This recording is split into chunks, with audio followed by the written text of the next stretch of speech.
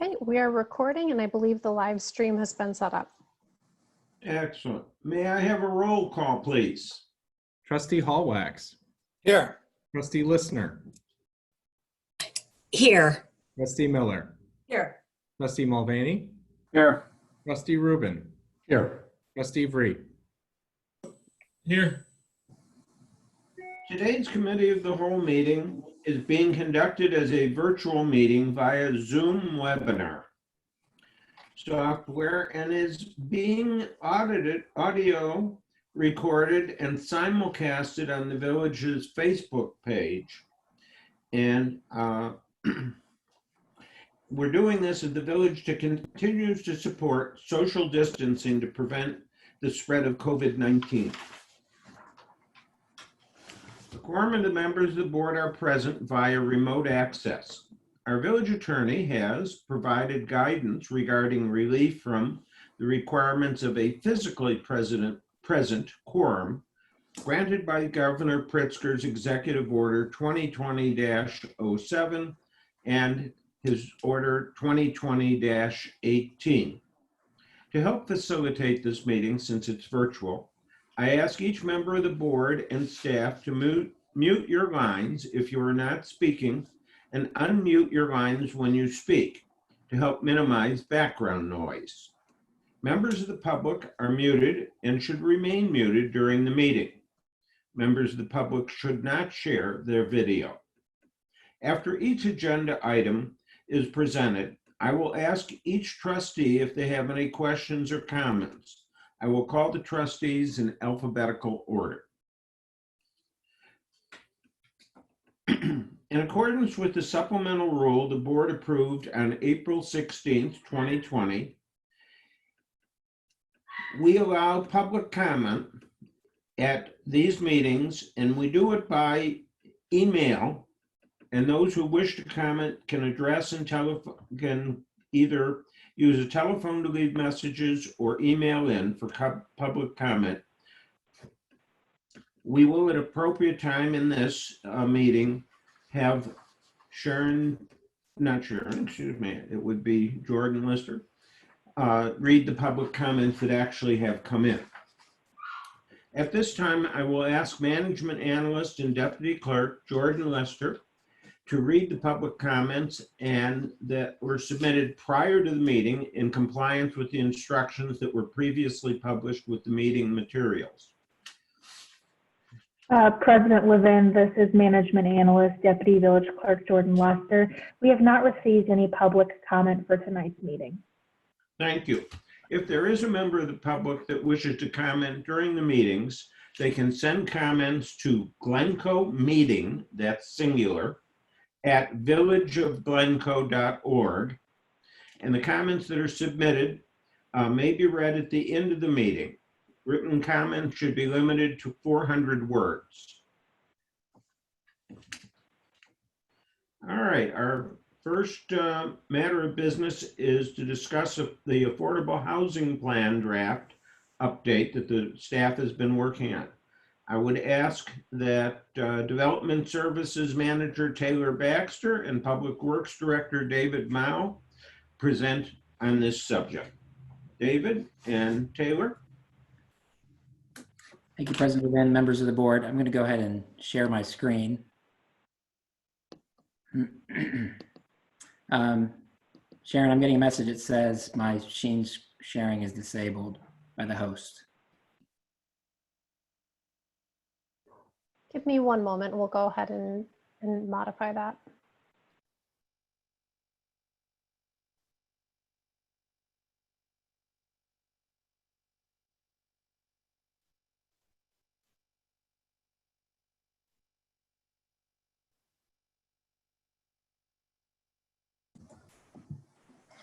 Hey, Taylor, meanwhile, maybe you can email your slides over and somebody else can present them. Taylor, you should be all set. Never mind.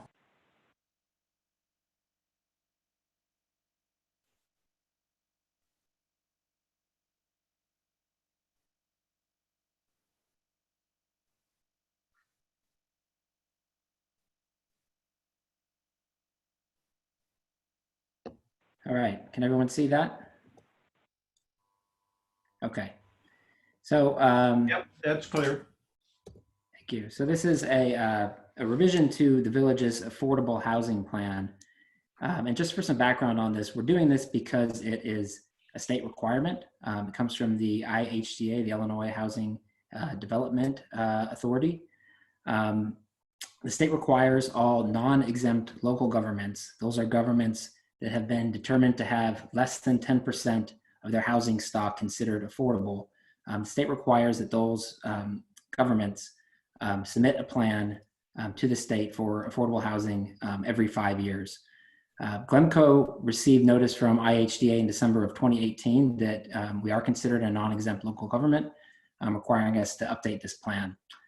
The plan was originally adopted in 2005 and has been revised since, most recently in 2015.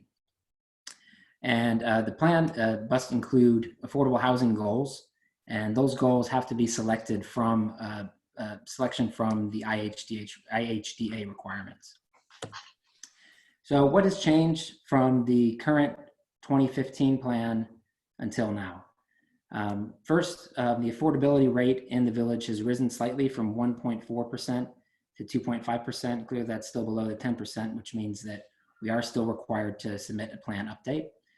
The draft plan that you have in your agenda packets includes updated recent sales prices and new construction values based on building permits from 2019. We've revised the actions taken and the next steps for the goals section of the plan. There are no significant changes to the assessment of the village's affordability, to the goals themselves, or the strategies in the plan for meeting the affordability goals. Again, this is it's a revision of an existing plan. This is not a wholesale new discussion of affordability in the village. The goals that were developed back in 2005 are still valid. They've been tweaked very slightly, especially in the actions taken and the next steps. The actions taken, the next steps have an increased focus now on the comprehensive plan process, which will be taking place in the next few years. Staff feels that a lot of these goals could be accomplished through that process rather than through a completely separate affordable housing planning process. The next steps would be to advise staff on revisions to the plan. That can be done either tonight or before the upcoming June Village Board meeting, and then consider the revised plan at the June Village Board meeting. It needs to be, the adopted plan needs to be sent to the IHDA by June 28th, 2020, and then finally incorporate those goals from the plan into the upcoming comprehensive plan process. And at this point, I'll open it up for any questions.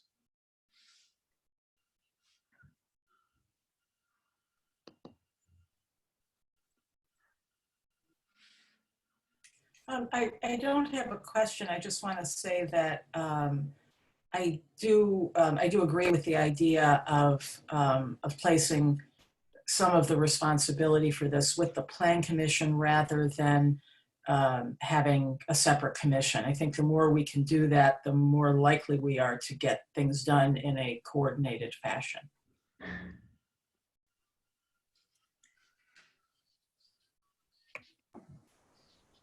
I'd like to remind us also that we've agreed to pursue or at least explore the notion of eco-district for the village of Glencoe. And the eco-district has a strong social component to it. So it's, I think, another framework that we may want to consider as we revise or make suggestions to the plan. I don't have any immediate suggestions. We're just kicking off this eco-district sort of effort with a few initial phone calls these past few weeks with the staff of eco-district. But we do know the principles and understand the intent of eco-district, which I think would be aligned with an affordability plan. So if possible, Barbara, with your group and the Plan Commission, it would be wonderful to get at least a review from the lens of the eco-district. I was at the Sustainability Task Force meeting a few months ago, one of the meetings where eco-districts were discussed. At the time, it sounded like a good idea to not necessarily incorporate, but to somehow relate what the Plan Commission is doing and the Sustainability Task Force is doing in this regard.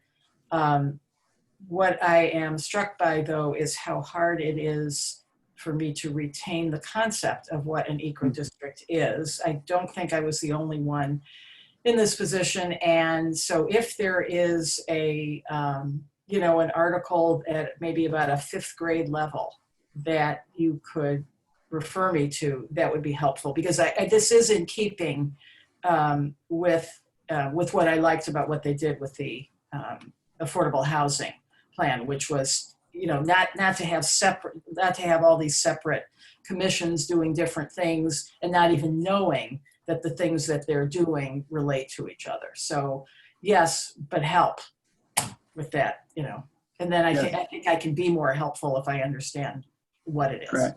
Great. We can do that. We can provide information, and if we keep going forward with Eco District, we'll have a few people certified in the process. So that will help tremendously, and I fully agree with you. Let's integrate as much as we can. Yeah, I think we're more likely to get things done and for them to be done in a way that the whole village can appreciate and support. Great. Just real quick on that subject, I do anticipate we'll likely have a committee of the whole discussion about eco this summer.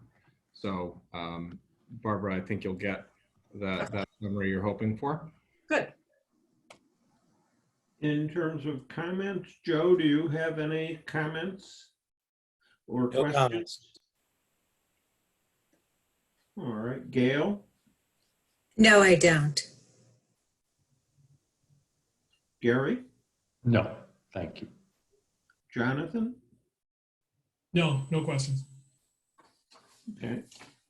Are we ready to move on then to the next order of business, which is a report on the Booth Cottage relocation to 301 Maple Hill Road, known as Park 7N. I would ask Dave Mao to fill us in on where we are there.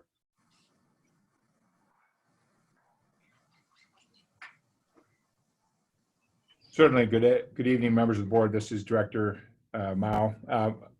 In your packet is a brief report from staff, kind of an update on the status of the Booth Cottage relocation. We won't revisit all of that, but in summary, the pre-work, the demolition work to ready the house to move has been completed.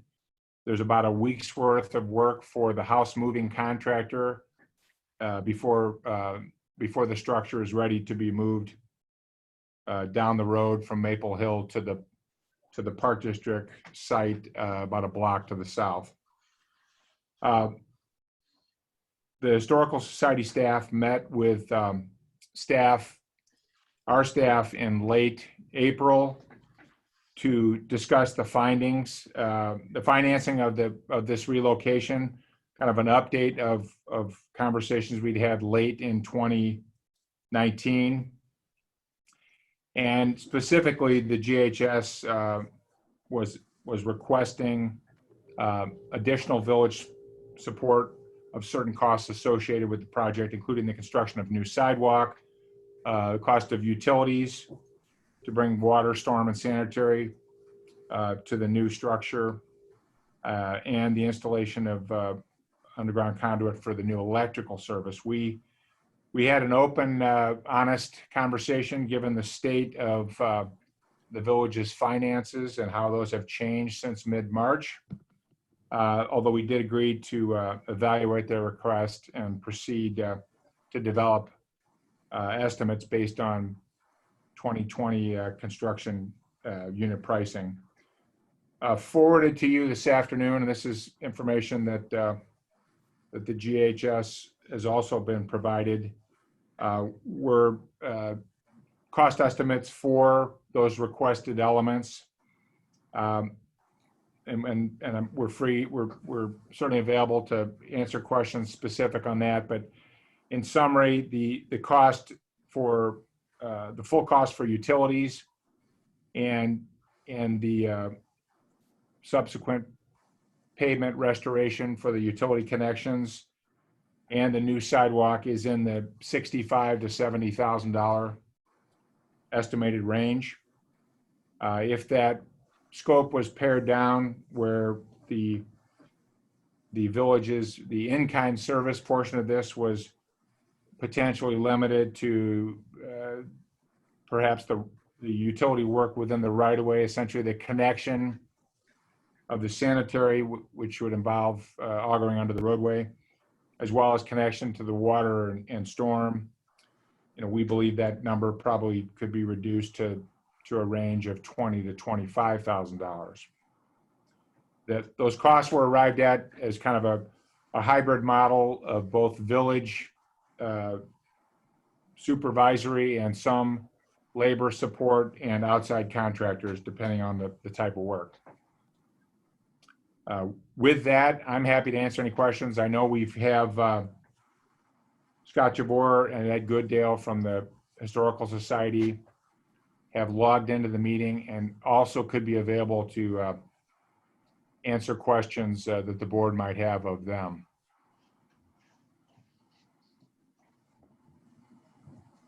David, this is Pete Mulvaney. Two questions. One is, the last I recall, the facility, the building was going to have an excavated basement. I'm wondering if that's still in the cards and how, if they don't have one, if that would affect the ask here. And the other is, I believe there's been, my other question is, I believe there's been flooding in that area or complaints of flooding. And I wonder if this project, this investment would not only serve the Booth Cottage, but a broader area, resolving flooding in the park or the parkway. I'm not exactly sure where this flooding was. But I wonder if there's more to the story than simply serving the Booth Cottage.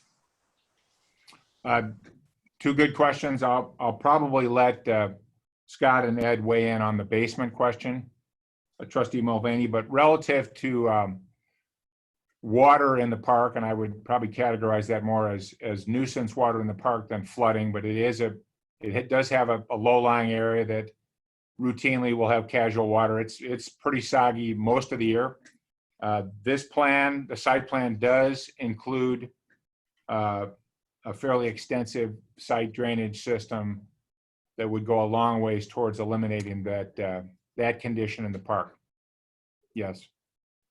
I think I should mention, to put this in prospect, at the end of the year, when the grant committee discussed our grant for the Historic Society, we did discuss their question about in what ways the village might participate with them in this project. And while we gave them a substantial grant, that grant was intended to further their normal activities. And we had indicated at that time that while we could do some in-kind services, we thought, meaning the village would contemplate doing that for them, that the village did not think at that time that we were in a position to be monetarily supporting the movement of the Booth Cottage to Park 7N, and that given the nature of our stub year and even what we predicted our revenues would be before COVID-19, we did not believe that the village had the revenues available to it that would make it appropriate for us to contribute beyond the in-kind services. So this is a renewal of a request which, when we considered the stub year budget and the grants, we had made the decision at that time that we did not think that we had funds available to go beyond this. So that's part of the background to where we are now, because I think they've come back to us because of some changes in whatever they were doing. But I would leave that to Scott and Ed to tell us where they are on all this with the basement and the other aspects.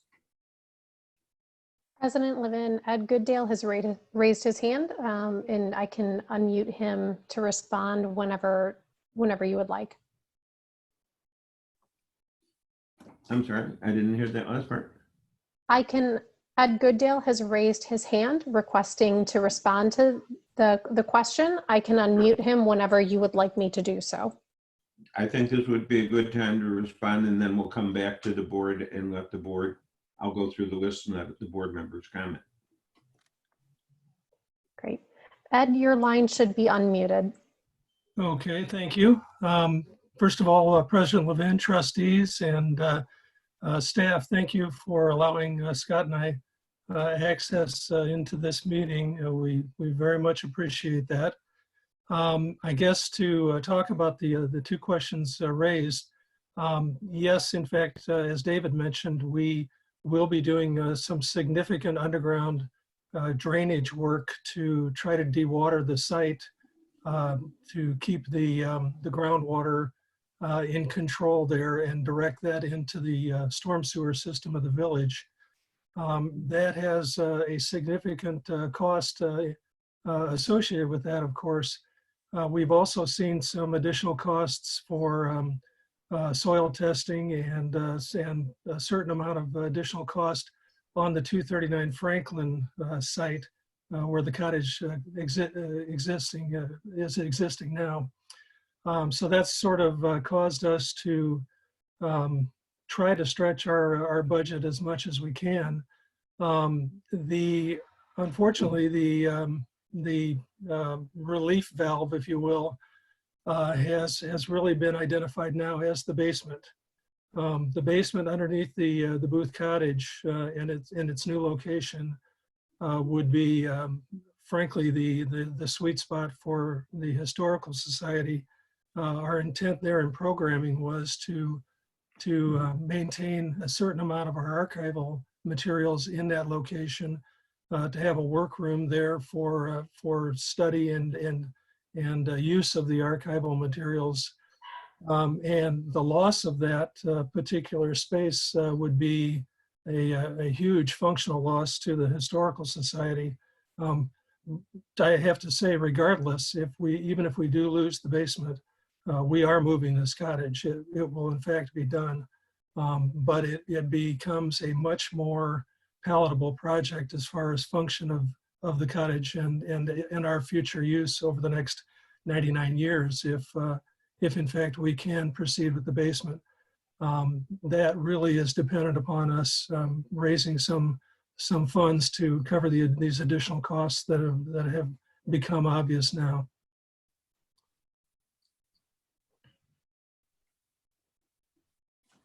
All right. President Levin, Scott Javor has also raised his hand. Oh, okay. Let us also hear from Scott.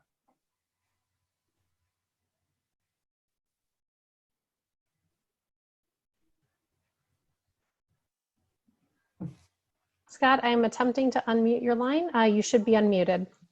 Okay, thank you for unmuting me. So this has been quite a process, as you all know. Phil better than anyone, I think. And we have worked really tirelessly with many other organizations, with the Park District and with the village, to get to this point where we're actually poised and ready to relocate the cottage. I think our initial budget has been adjusted upward several times. There are a lot of complexities to this project. And we've been involved moving 4 houses in Glencoe before, and this one has just taken on a life of its own through, I think, the number of organizations involved, the complexity of ownership of the cottage, the move itself, the neighborhood, integrating with the park board. All of these different aspects have been like a big game of dominoes, and if one fell, the rest would go with it. Fortunately, we're at this point. We've raised money privately. We've worked really hard to do that.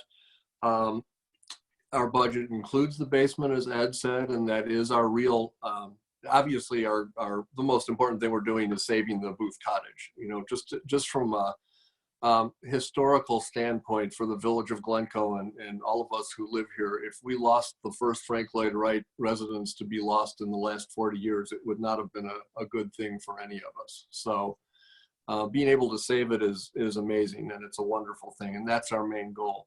But as Ed said, it really is the basement that gives the project some sort of real functional value for our board, and that's why we're trying desperately to hang on to it. Our biggest over our budget delta item in this whole process has been the site drainage. We did not anticipate that the site was as wet as it is. We did not anticipate that part of the arrangement, because of some neighbor concerns, I'll say delicately, and requirements as we completed the lease with the Park District, that we would actually be required to re-engineer the whole site to take care of that flooding issue. And it's a significant flooding issue. If you've gone by it, you've probably rarely gone by it when the sidewalk isn't underwater, because it almost always is. So that is really the big item that if we have to take the entire cost upon us to pay for that, and the numbers we've had priced are very similar to what Dave has presented here, then we've got to go into a quick and desperate mode of additional fundraising, which at this time, of course, is not the most appealing thing to try to do, or we will have to jettison the basement and just go with a crawl space. So that really is the item that is pushing us into that situation, and it was not anticipated. We knew we'd have to do some grading around the house for sure, and some restoration of the site, but we did not contemplate re-engineering the entire site. So we really appreciate your consideration, and we understand what the village is going through, as so many of us are during this time. It's a real challenging time. So as Ed said, we really thank you for including us on this meeting and for your consideration for this. All right. I think that brings us to the point of having to see if we have questions for Ed or for Scott or for Dave. Why don't I start with Joe? Do you have any comments or questions? I would have, I guess, one comment / question. At the meeting at the Takis Center that I attended, I do remember that the neighbors, I want to say specifically Paul Gooten and Mark Warren, were, concerned about moving the cottage to this location. And I seem to remember from that meeting several times them mentioning that they called this area a flood zone in that meeting. So it's not really a question, but I guess, were the neighbors contacted, or people that are near there that had these concerns about the property already being maybe not suitable for the land for this project? Did the Historical Society work with them and get their feedback?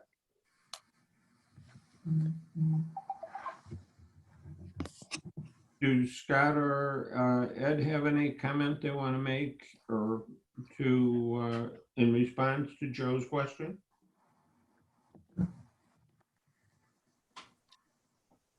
Am I unmuted? I don't know how this works. Yes, you are. Scott, Ed, you're both still unmuted. Oh, thank you. Okay. Scott, you want to start then? Sure. We did know there were water issues. It's not a flood zone or a floodway. It is not that. And it is a wet site that has never really been modified, probably since it was created. So we did know there would be some, as I said, some grading around it. We didn't know the extent of the drainage issues. And we're also in a situation which Phil can describe even in more detail, and you're probably all aware of this, but the ability to find a site for this building was not an easy search. This site ended up being probably not our first choice, but our best choice in the end. And so we were left with the task of simply dealing with what's there. And again, as things evolved, we weren't really sure how much we would have to do to it and whose responsibility it would be. These things really unfolded kind of concurrently. So it's just, that's how we got to this point. Did we consult with the neighbors about drainage? No, we did not. No. Joe, any additional comments or thoughts? No, thanks very much for that feedback. Appreciate it. If I can build on that, one of the, Joe, and I think you'll remember this from the meeting at Take-Up Center, one of the large complaints or the pernicious complaints from the neighbors was what they considered a lack of notice and the rush atmosphere of doing this.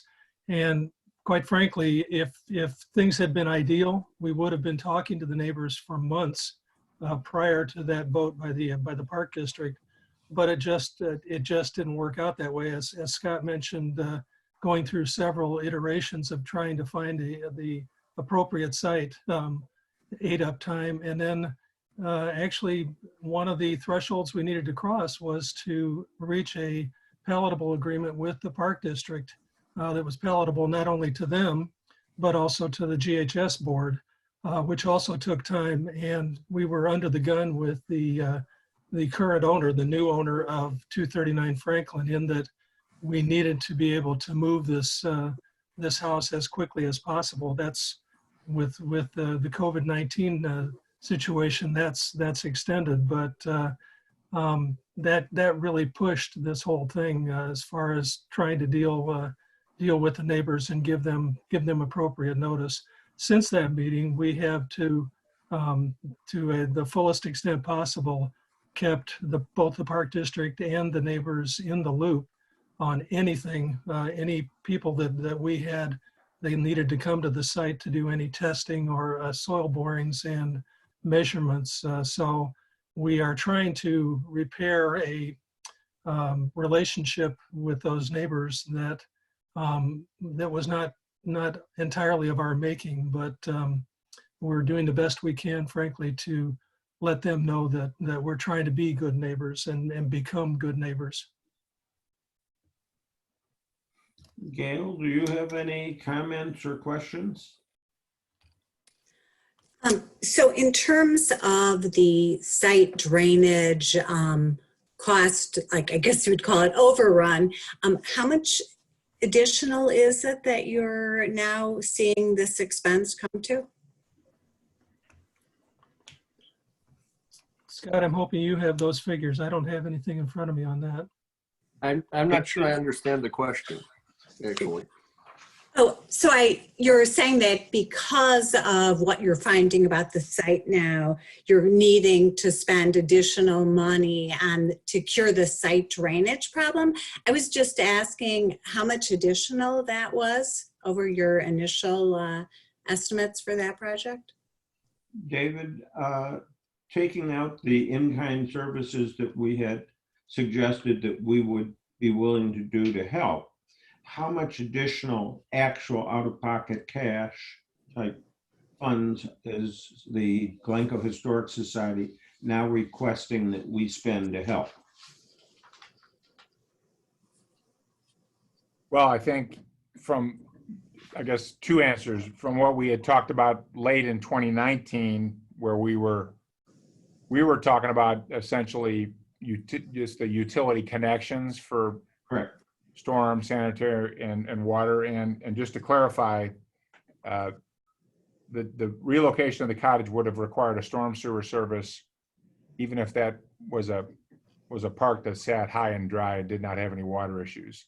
The additional is what amounts to a series of 4 or 5 drainage inlets that are strategically located within the park area, and the ancillary pipe to tie those into this storm service.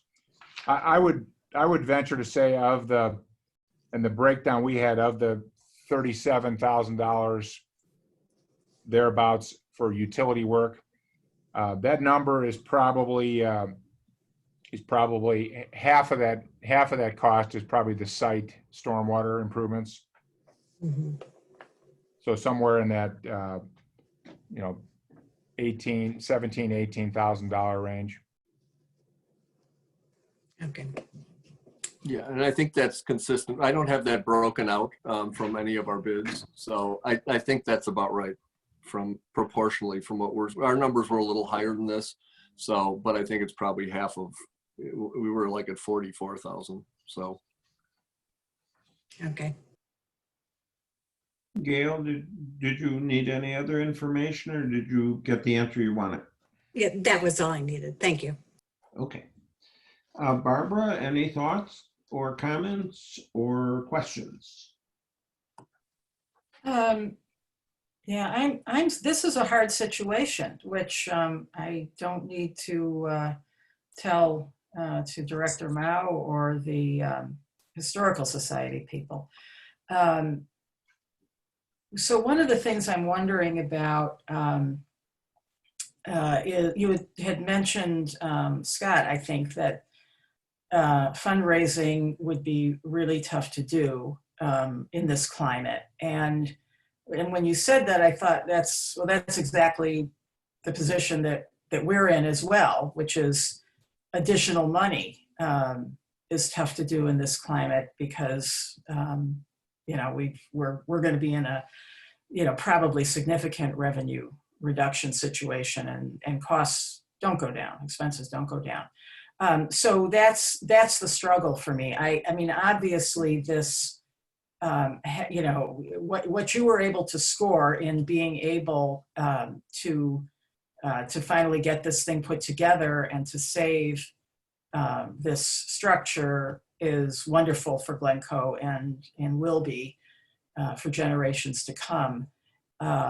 And I would love to make it everything you want to make it, but I guess what I'm hoping is that, notwithstanding the difficulty of additional fundraising, that you'll give it a shot. I feel like private funds are more appropriate for this kind of thing in this time, particularly, than additional public funds.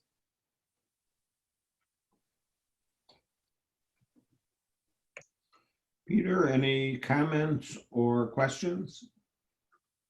Yeah, Scott and Ed, thank you very much for the work you're doing. I know you're putting a lot of time in to preserve and save the structure, and I think that's great.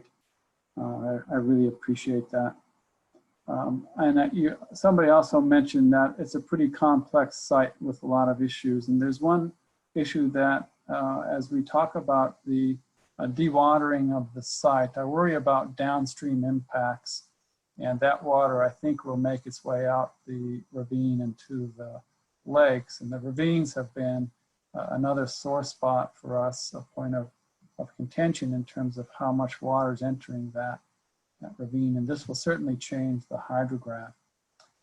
So I don't know, I presume that our village ordinances require this downstream impact analysis, but if not, I'm afraid I think that's one more piece of information I think is important before we approve the expansion of the storm system. So I'm sorry to say that, but I think that is necessary to determine if there'll be adverse impacts downstream. But otherwise, I think I'm just very thankful you guys are working towards this. Clearly, the basement is the crux of the issue. It seems to me the financial problem is the desire for the basement for your program that you intend. Although I do also have maybe unnecessary concerns. Plenty of people have livable basement space in wet areas, although it often takes a sump pump and energy and more dewatering. But for an archival program down there, I just worry about having such a wet basement and the risk that could be taken on by having your materials stored in an area that we know has a very high water table. But again, I'm sure that's all on your minds, and that would be your choice. But I don't have any other questions. I appreciate the work you're doing. Thank you. Scott, has there been any undertaking to study the impact on the disposal system for the water? I will address it to you and then also, of course, to Dave Mao. And two, what has been the thought process as to whether given the wetness of the area, that is an appropriate place to store historic documents in order to answer Peter's question. Okay, sure. The water is all going into the storm sewer, of course. So I think Dave would have to answer the rest of that question because I'm not aware of where it goes once it's connected.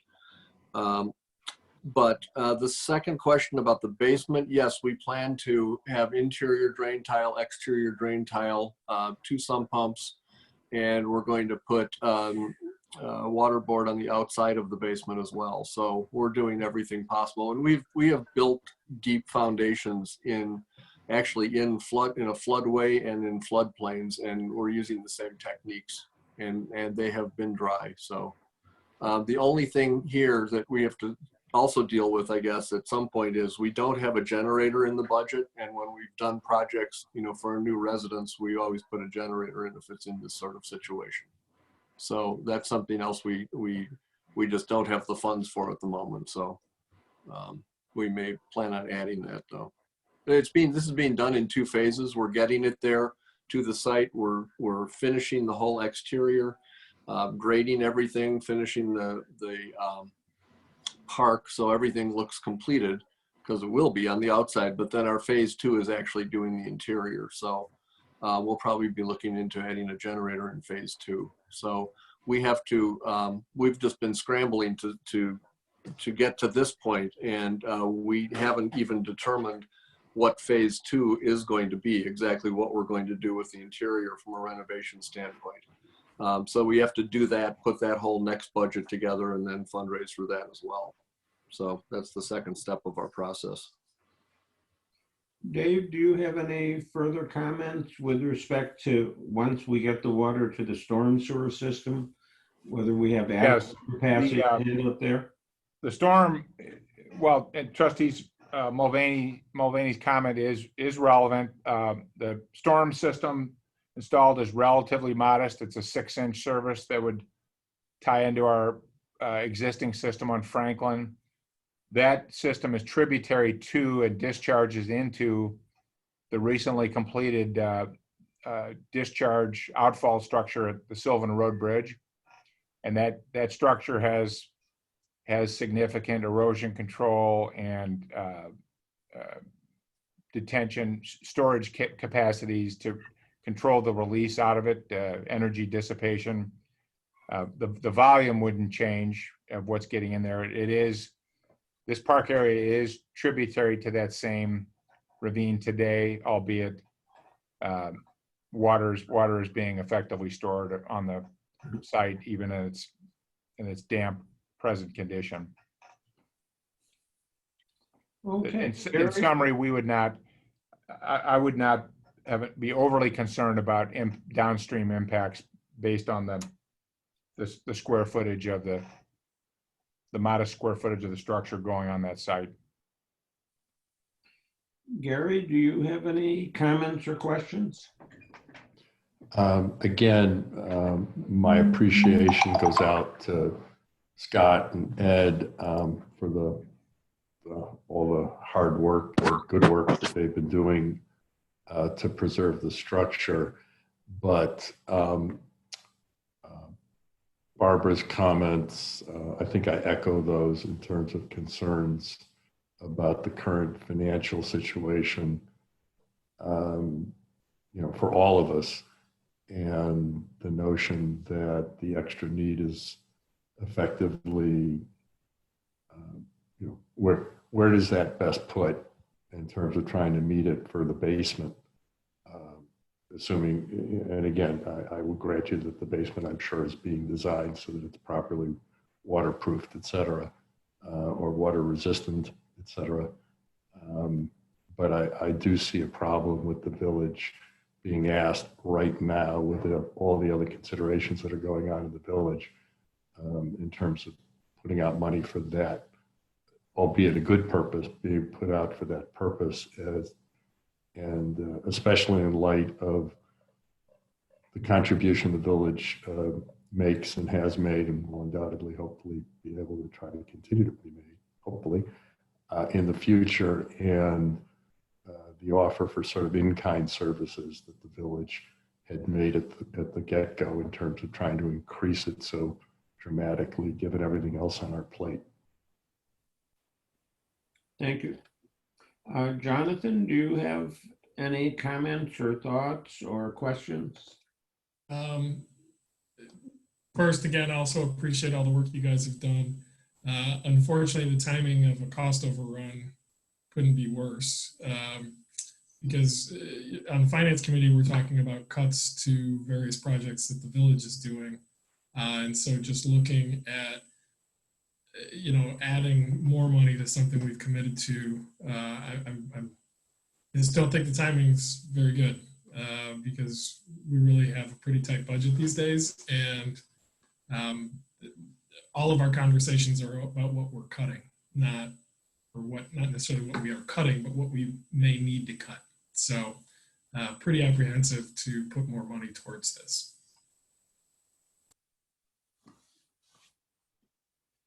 Does anyone else have any further comments or thoughts on this matter?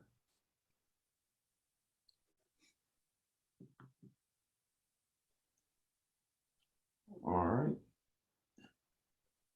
And staff, do you have an understanding of where we are, or do you want us to look at it further, or do you want to consider what recommendations to make and come back to us in future committee of the whole? President Levin, we certainly can review the comments that were made this evening. I'm not sure relative to the time frame that the Historical Society is working under, how long they may be capable of waiting.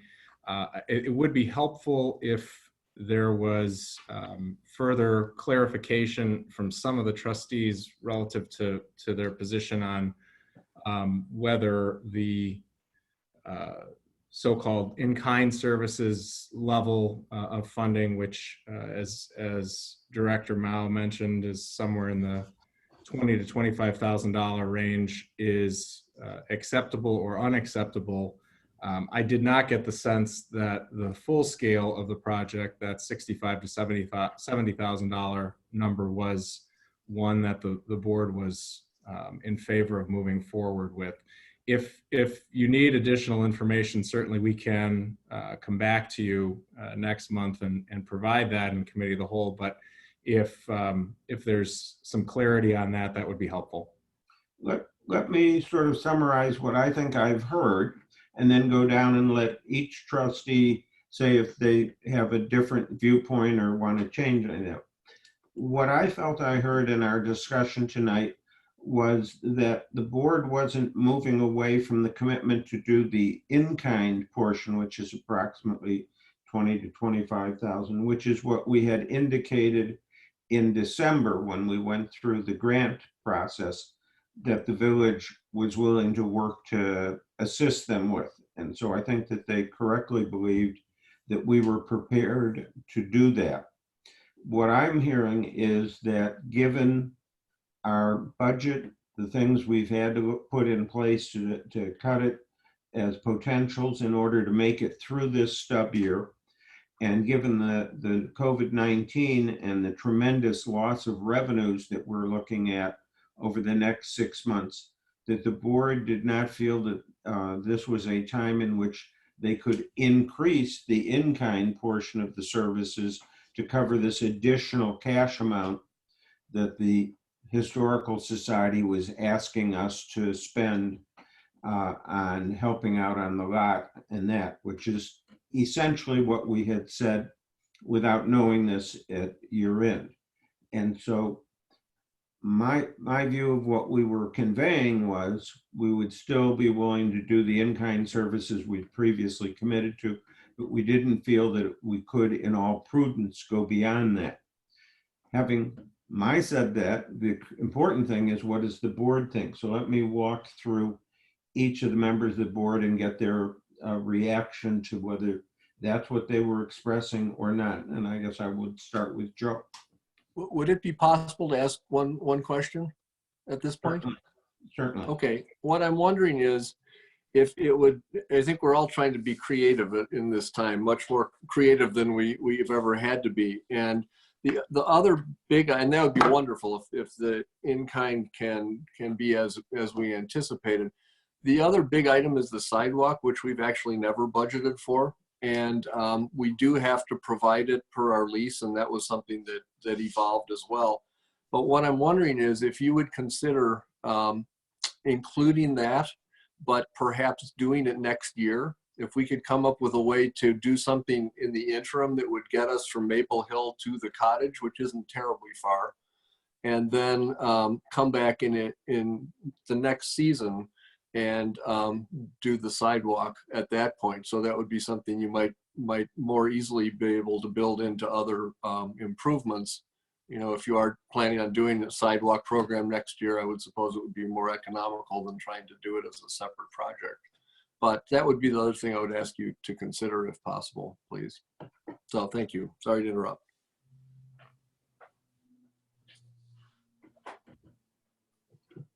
Do you have any concept of what the Dave Mao or Scott, do you have any concept of what next year it might cost to put the sidewalk portion in place?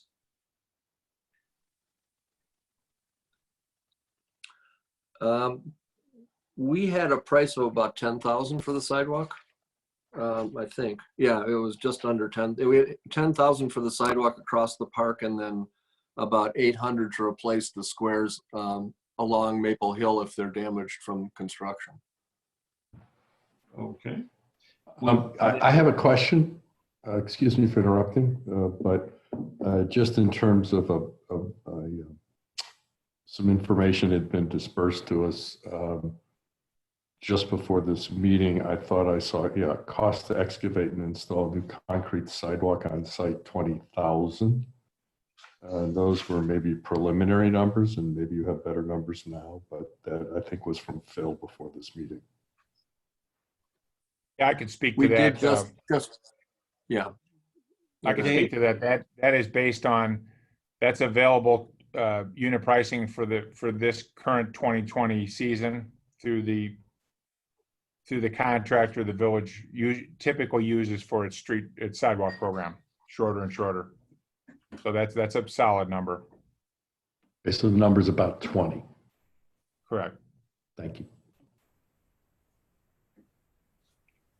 Sorry to interrupt. Nope, no problem, Gary. That was a good clarification. Joe?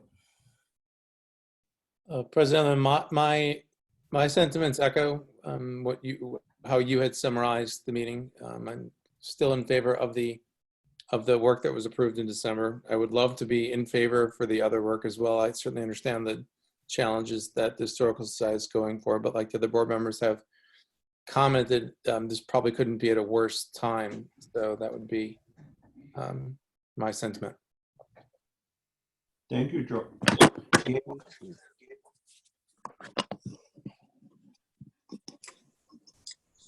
Gail? Oh, yes. I would also agree that you did summarize my feelings toward this too. I would say that I'm so delighted that the Historical Society was able to save the cottage, and I think that is the most important part of the project. You know, whether they are able to put the basement in, either way, it will still be just a wonderful amenity that Glencoe would have been able to retain. And I just think that in our current economic environment, sometimes, you know, all the things we wish for, we can't always have. And I think we all just need to be really prudent in the expenditures of village funds at this point. Thank you. Barbara? Yes, you did. You did summarize correctly. I'm not sure that I'm clear on the amounts in the in-kind category versus the actual cash expenditure category. I'm not sure that matters either. I think my feeling was that what we had committed to in December, whenever it was, because of the importance of this project, I'm certainly prepared to go forward with, but I do have a problem in this climate with giving more. As far as Scott's creative idea about the sidewalk, I guess I would say really anything in that category that could be postponed probably should be. I know some of it just has to be done, and I certainly wouldn't be able to give a commitment about whether we would do it next year, because I think we really don't know what next year would look like. But certainly, by all means, come back and ask next year, because we may be in better shape. It gives you more time for fundraising, gives us more time, hopefully, to find other creative ways to build up our revenues and maybe cut other expenses if we can find ways. So that's the only addition that I have. Thanks. And again, I mean, if I didn't make it clear, I think the work you've done on this is just extraordinary, and I'm grateful, as I think almost everybody in this community is. Thank you, Barbara. Peter? I think President Levin summarized my sentiments well. And in terms of creativity, I might suggest for this sidewalk idea, is there any rule that says the sidewalk has to be like a traditional sidewalk? Could we not look at some kind of boardwalk, raised path, or something lower cost in lieu of a traditional concrete block sidewalk? I don't know what the rules there are, but in terms of creativity and a short-term solution for the next few years, it seems a wooden path of some sort might work nicely. Thank you, Peter. Gary? I think Larry correctly summarized where we're at, and certainly what my view is. And I would be hesitant, well, more than hesitant, we can't make any commitment about the future in terms of next year, but I would hope that given the added time and being able to postpone that portion of the work, that the Historical Society may be able to do the fundraising and take care of that piece themselves. But in any event, I don't think we could commit to do more than what we originally agreed to do, but I do think we should honor that commitment. Jonathan? Larry, I think you summarized my thinking very well. So I don't know that I need to add anything. Thanks. Thank you. Does that give you the clarity, Phil, as to where the board stands? Very much so. Thank you. Okay, I would like to say that, and Scott, they've done a phenomenal job and they've accomplished a tremendous amount. And we really do wish we could do more, but I think that the board's views are very clear in terms of where we are economically at this moment. And so I think that was the problem that none of us have the ability at this moment to overcome. But thank you very much for all your work on this. Sharon, I'm not sure if I'm Well, thank live or not. If I am, I'd like to say thank you very much for your consideration, and to the extent that you're staying with December, we are very grateful. We will do our absolute best to do some additional fundraising and see if we can cover so that we don't lose the basement. But we really appreciate your consideration in this. Thank you very much. Yes, and I would second that. We really do appreciate you taking the time to think about this and totally understand your position. So thank you. Thanks, Scott. Thanks, Ed. Our next order of business is discussion regarding the potential outdoor seating program modifications, I would assume for restaurants and things. And it's my understanding that Assistant Village Manager Sharon Tanner and Management analyst and Deputy Clerk Jordan Lesser and Development Services Manager Taylor Baxter have information with respect to this that they can share with us. So I turn it over to you, gang, to tell us where we are on it. Thank you very much, President Levin. This is Management Analyst, Deputy Village Clerk Jordan Lester. Development Services Manager Taylor Baxter is going to be preparing, oh, here we go, a PowerPoint for our presentation. Okay. And then Taylor, could you, okay, perfect. All right, trustees, for your discussion and feedback this evening, we are going to be providing an overview of the village's existing outdoor seating permitting process, all the possible options that we have moving forward, and conclude with asking for your feedback on a set of staff's recommendations. So to begin, as the board may recall, the village's outdoor seating permit process is an administrative process that permits businesses in both our B1 and B2 districts to have outdoor seating each summer starting April 1st to November 30th.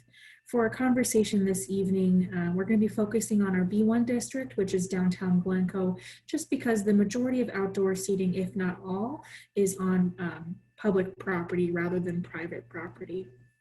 So just a brief overview of what our application materials require.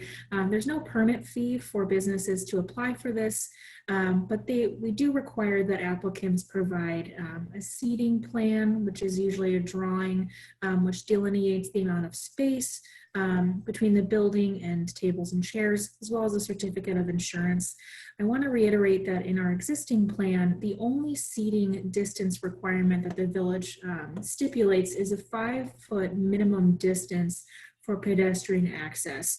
This is usually between that building on one side and then tables and chairs on the other side. We don't currently require any specific distance between, say, a table and chair, a table and an approved outdoor heating appliance. It's just that 5-foot minimum ADA accessibility for pedestrian access. In preparation for tonight's discussion, staff was already in the process of reaching out to our Glencoe restaurants to begin an open dialogue about outdoor seating for the summer. In Governor Pritzker's original Restore Illinois plan, outdoor seating was originally only a supplement to indoor seating, not a standalone aspect of the restaurant business. However, given Governor Pritzker's recent changes, I believe it was yesterday, indicating that for phase 3 outdoor seating only will be permitted, our time frame has changed significantly, and that's why we're asking for your feedback this evening. One final comment before I hand this over to Taylor. I'd like to reiterate that what is being presented this evening is intended to be the start of an ongoing look into our outdoor seating in the community. Staff intends to keep having that open dialogue with our restaurants and staying up to date with all state requirements to ensure that we're taking the most appropriate action as the situation evolves. So without further ado, Taylor, take it from here. Thank you, Jordan. I'm going to take a few minutes just to discuss some potential locations downtown for this outdoor seating. And just to reiterate what Jordan said, this is very preliminary. We're going to see a lot of different potential areas throughout downtown. There's several different options that we've been looking at. We've really been focusing on areas that would be readily accessible from Vernon Avenue and Park Avenue, because that's really where a lot of the restaurants, if not all of them, are located in downtown. So just to start off with Vernon Avenue, just to get a sense of how big this space is. Vernon between Park and Hazel. The travel lanes there are about 30 feet across. If you take the 2 travel lanes at the ends of the street. On both sides, you have the diagonal or parallel parking. The diagonal parking is about 14 feet off the edge of the curb there. The parallel parking is a little bit less. It's about 8 or 9 feet. The width of the pavement varies along that stretch of road, but it's typically about 56 to 60 feet. And then that block's about 460 feet long. So one option would be to place some of this outdoor seating where there's currently on-street parking, whether the parallel parking or the diagonal parking. There are 56 spaces along this one block right now. If you opened all that up for outdoor seating, you get about 9,955 square feet, just under 10,000 square feet of seating along that one block. There's also a little over 1,000 square feet in a publicly owned alleyway that's just to the north of the Guildhall restaurant, which could potentially also be opened up. That square footage does not include the sidewalk. That's just in what's currently pavement. Another option would be the closing of Vernon to vehicular traffic and opening the entire street up for outdoor seating. Again, 56 spaces along that stretch, but you'd get much more space, about 24,000, a little over 24,000 square feet if you include the little stretch of the alley there. We'll talk a bit more about potential issues with closing down streets. We have talked about closing down Vernon and closing down Park. We have spoken to restaurant owners who were enthusiastic about this idea of closing down Vernon potentially for a pilot or maybe on weekend nights. And we'll get a bit deeper into that as we progress here. Another option would be the Village Court parking lot. This is very similar in space. This one, Vernon is about 24,300. Village Court's about just under 24,000, 65 spaces in that location. This isn't really adjacent to any of our restaurants except for the wall of Valor there to the south. But we have been talking to some of our more carryout focused restaurants about potentially setting up a more picnic style location for setting up some tables where people could carry out from different restaurants and take it to that central location where there would be tables that are 6 feet apart or more. To zoom in a little bit on a few of our restaurants here, we've got the part of the block with Valor and Shanghai Garden, Little Red Hen here on the east side of Vernon. Some more specific areas here that could potentially be used for the seating. The very south end of Village Court parking lot, 14 spaces, about 2,500 square feet there. And then directly in front, I'm actually missing a slide here, but directly in front of Valor, there's also another, that row of parking, the angled parking directly in front of Valor is similar in size. I believe that's also 14 spaces, is another potential location for seating that would really be directly accessible from Valor right there. On the other side of Vernon, we've got Guildhall, and directly adjacent to Guildhall, we have 2 different on-street parking areas. We've got a total of 11 spaces and just over 2,000 square feet there. So if the decision was made not to close down Vernon Avenue completely and not to use all of the on-street parking in that area, potentially could really target the on-street parking replacement with outdoor seating to those areas that are more closely, that are adjacent to the restaurant, that have more of a sit-down clientele as opposed to the carry-out clientele. We have talked a bit about Park Avenue, where we have Meg's and Starbucks and Foodstuffs. There has been some more of a concern on Park Avenue about closing down that stretch of the street just because of the access issues. We have a very limited number of streets through downtown. And also potentially replacing this on-street parking with outdoor seating may pose more of an issue than it would on Vernon Avenue, just from a comfort and safety perspective for people who are dining there. There's a lot of traffic turning off of Green Bay Road there, a lot of traffic through Park Avenue. That has been an area that has been under consideration as well. Tudor Court at the rear of those buildings with Starbucks and Meg's potentially could be another area for outdoor seating. Unfortunately, this area right now is a construction site. Will likely remain a construction site through July. And so while the sidewalk and some of the parking may be complete in the coming weeks, there's likely to be a lot of construction traffic, dust and noise back there, which makes it probably unlikely to be a welcoming area for outdoor dining, at least for the immediate future. So with that, I'm going to turn it over to Sharon, and she's going to take us through some of our recommendations for the first phase here. Great. Thank you, Taylor. since outdoor dining is now in phase 3 of the Restore Illinois plan, and as Jordan had mentioned at the onset, it's the only form of dine-in seating that will be allowed. And given that the state has indicated that outdoor seating must be away from the sidewalks and not adjacent to pedestrians, as we went through this analysis, we looked at other areas in the public right-of-way or other areas on public property as potential options for modifying our outdoor dining program, because within the downtown, those really are the only options in most cases. And so I wanted to provide that point as a highlight in the conversation. Also, as Jordan had mentioned earlier, the acceleration of the outdoor dining alternative or option to an earlier phase of the Restore Illinois plan really accelerated our time frame of evaluating these options. And so what we're going to outline for you is potentially a phased approach to modifying our outdoor dining program so that we can continue dialoguing with our restaurants, evaluate what's working well or what potentially could be improved, and adapt as we go. As we talked with our restaurants, we found 2 early themes starting to emerge. The first was that tables in front of sit-down restaurants seemed to make the most sense from a restaurant operations standpoint for use of their kitchens, the number of staff who need to work. It seemed that this really provided the most efficient alternative from their perspective.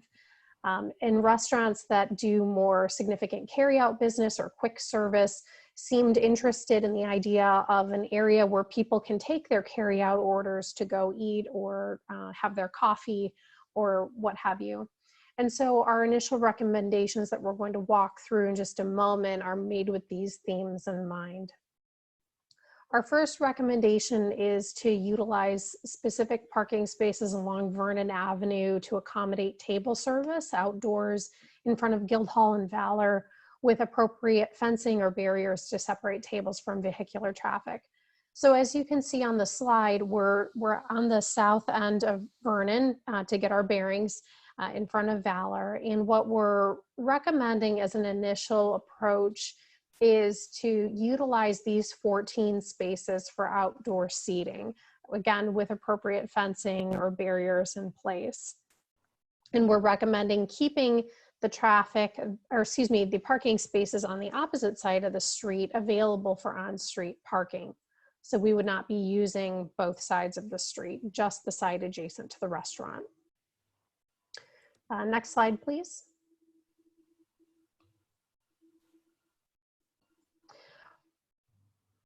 Near Guildhall, on the north end of Vernon, we're recommending using the parking spaces on the northwest side of the street, potentially that public alley on the north side of the building, and then keeping parking spaces on the opposite side of the street open for on-street parking.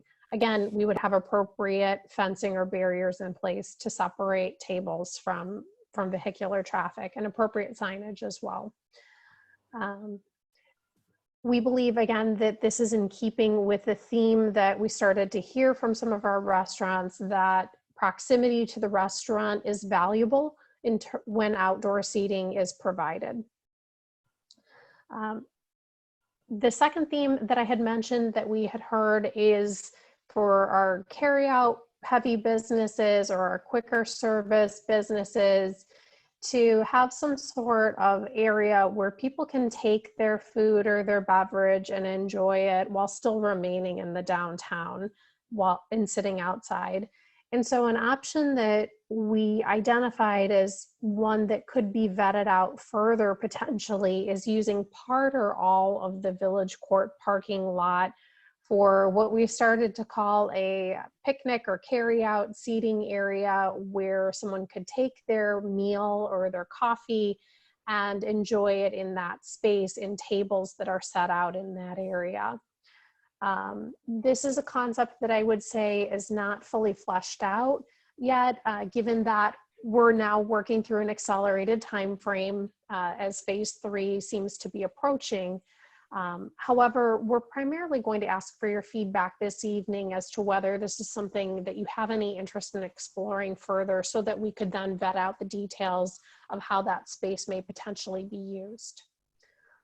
We recognize that with these recommendations, there would be a reduction in the number of parking spaces available in the downtown. However, we believe there is sufficient space in the Temple Court lot and the commuter parking lots to offset these reductions. As Taylor had mentioned, we believe there are some challenges with ongoing closure of either Vernon Avenue or Park Avenue. And so with that, we're not recommending those at this time to be part of our standard outdoor dining program. However, recognizing that some of our restaurants have expressed interest in this, we may wish to consider single weekend dining events or a pilot program of some kind in the future that perhaps offers that environment for outdoor dining on, say, weekend evenings or at some other appropriate interval. Next slide, please.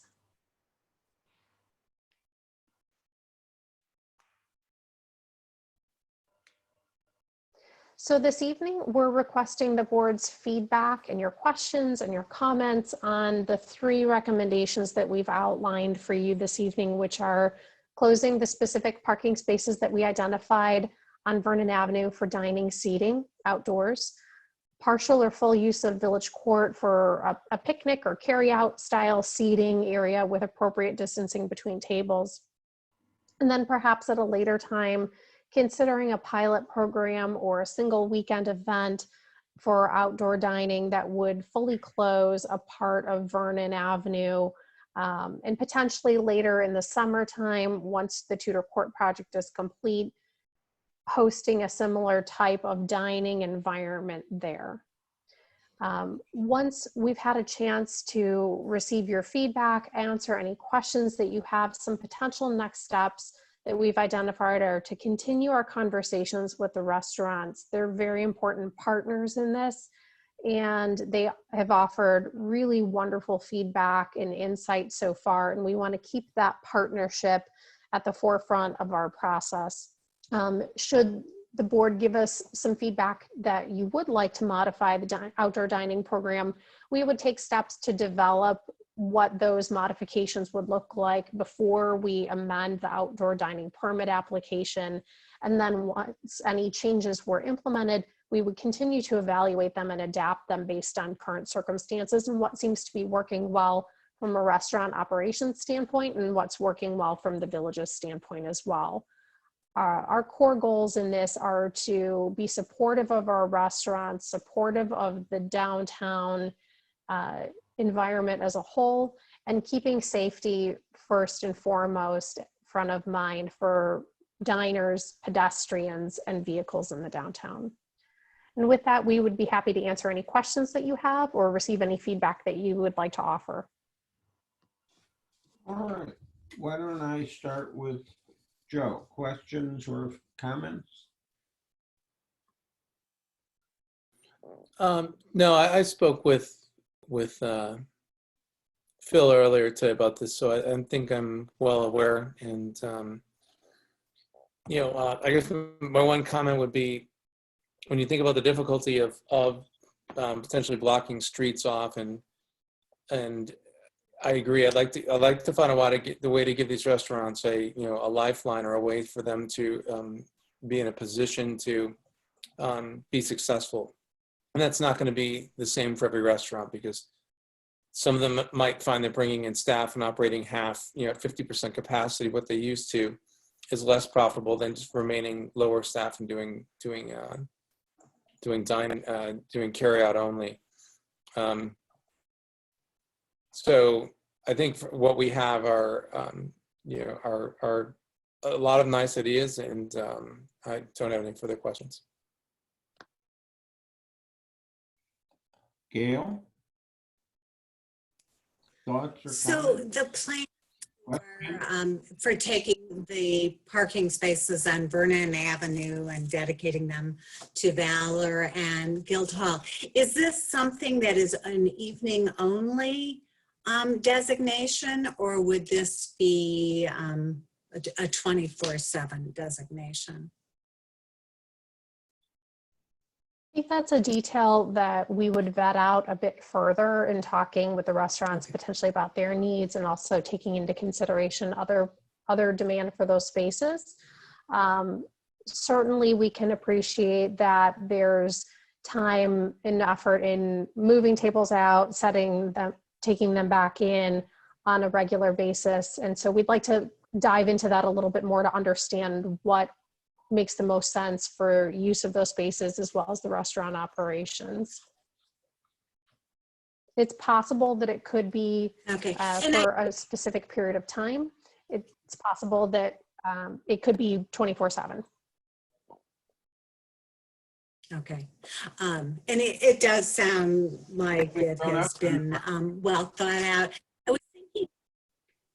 I was thinking about the village court idea, which in concept sounds interesting. I'm just wondering about the logistics of it and what it would look like, and frankly, who would be providing all of those tables for the outdoor dining. Whereas with the Vernon Avenue idea, where you would have Valor and Guild Hall doing it, just trying to figure out what it would end up looking like and where we would be getting those tables and chairs to do this, and would this be an expense for the village? Or has that been considered at this point? That's a great question. Or and it's still early. It's certainly, I would say that that's a next component of the vetting process for these options. If this is a space that the board is willing to consider or has any interest in considering, I think a next step would be to put a bit more meat on the bones, no pun intended, sorry, we're talking about restaurants, and to develop that concept a bit further. Since when we began this conversation with the restaurants, we certainly weren't expecting that the outdoor dining aspect of the Restore Illinois plan was going to be moved forward on the time frame that it was. And so these are some of the details that we had hoped to flesh out a little bit more in the coming days, and we intend to do so if this is an option that you'd like us to give further consideration to.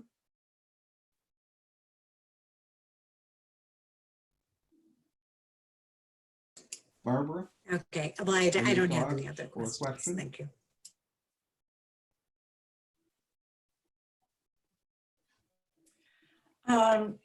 Yeah, this is, yes, am I audible now? Can people hear me? Hello? Yeah. Huh.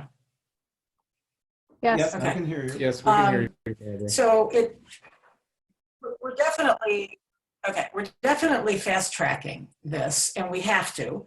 And we're fast tracking it because things have changed so rapidly, and we will continue to have to do that because things will probably continue to change rapidly. And so jumping to I think the third point in your presentation about doing pilots, I think the way I would look at all of this is as a pilot, because I mean, you know, normally the way we operate is we get more time to think it through, gather facts, share it with the board and other stakeholders, then review it again, and then make a decision over several months. And that's obviously going to be too late. So I think that's an important thing to keep in mind for us and communicating this to our residents, that we're, you know, we know that this is fluid and as a result may be a little confusing and harried.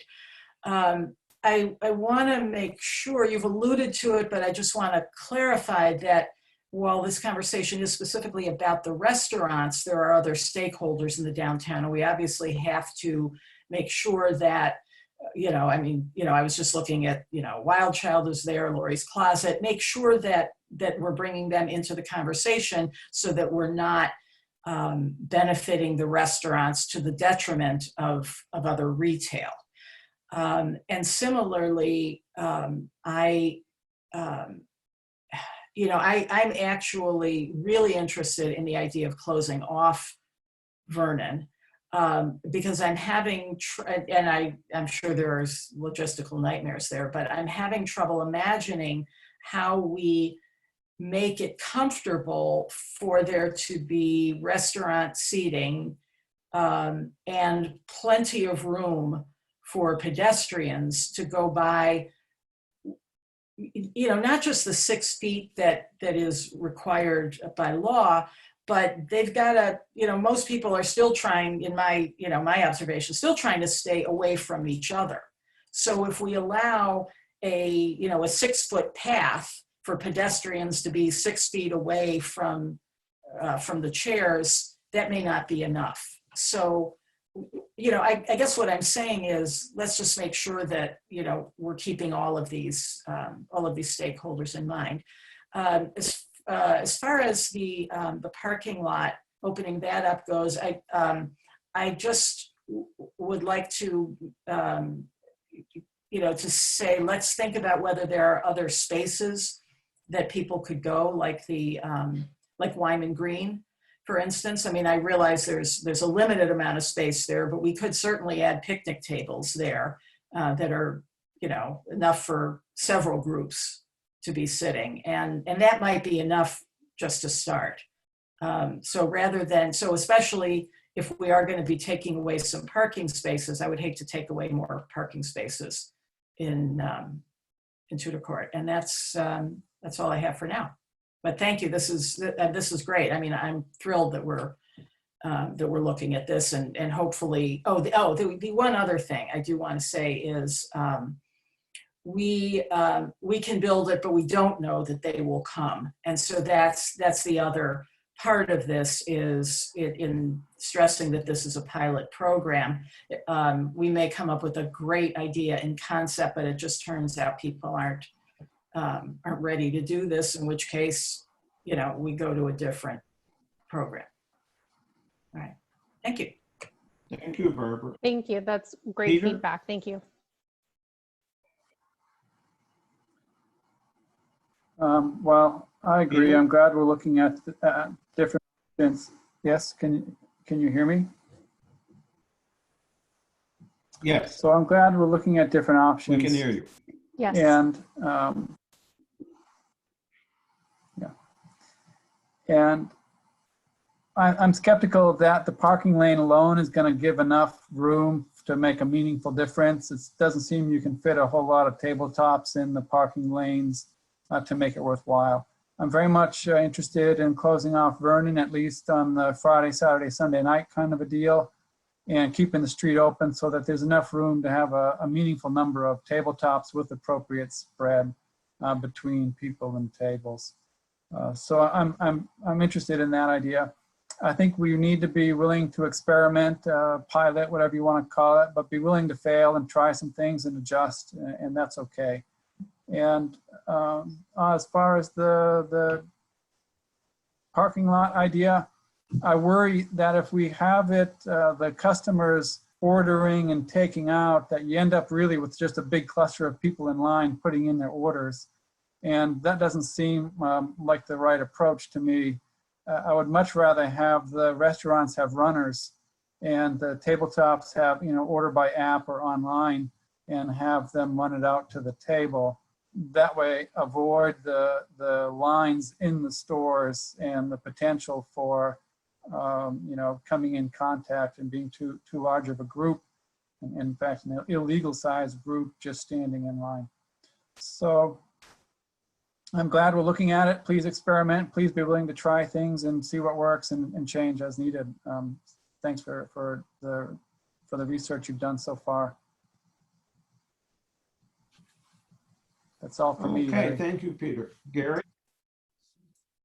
Okay, Gary. Hi, well, Finn and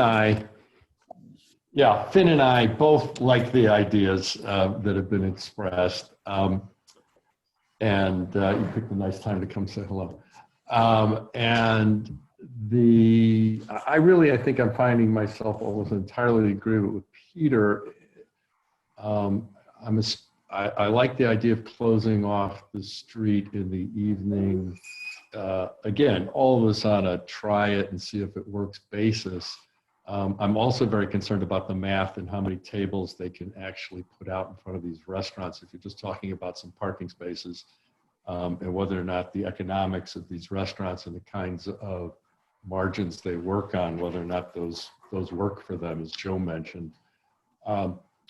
As to the parking lot, that's the one that strikes me as probably the least likely to work in terms of people that are already getting food from some other location. They're walking half a block or so because they want to socialize, but wait, no, you can't socialize, but you can sit kind of close to people. You know, I'm just wondering if that's going to work in practice and still maintain social distancing. You know, it's a nice idea. Maybe we could try it on a pilot basis to see how it works, or maybe half the parking lot, et cetera, because I do think that we'll also have to deal with just the practical concerns of how people get to their spaces, because some of that access is through the parking lot for some of those tenants on Park Avenue through their back spaces. So that's, but again, I applaud all of this. I realize it's moving quickly, and at the end of the day, I don't think we should be worried about taking a chance and trying something, and then if we get too much commotion, people don't like it, or otherwise just falls flat, moving on to something else. Okay, Jonathan? Yeah, I think everybody's made good points. I like the ideas of trying to do something. I think the ones that would make them, that I would like to see the most, would be closing Vernon entirely. I think, not all day, but closing Vernon entirely during certain hours, whether it's just on weekends or just from 5 to 8 or 9 or something. Because I just don't know that, one, there's enough space in those parking stalls for enough tables, but then also a lot of what people like about Vernon is they can park right in front of the store. So without the parking, there's not as much of a need for Vernon. You can use Green Bay or Greenwood. Park seems like a non-starter. That's where the train station is. I think that's no need to look there. And I think the parking lot also, like everyone else, I'd put that last or right after Park. So really the one that makes the most sense for me is shutting down Vernon for some period of time.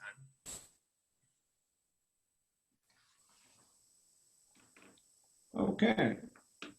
Let me offer a somewhat different thought process in terms of things to consider.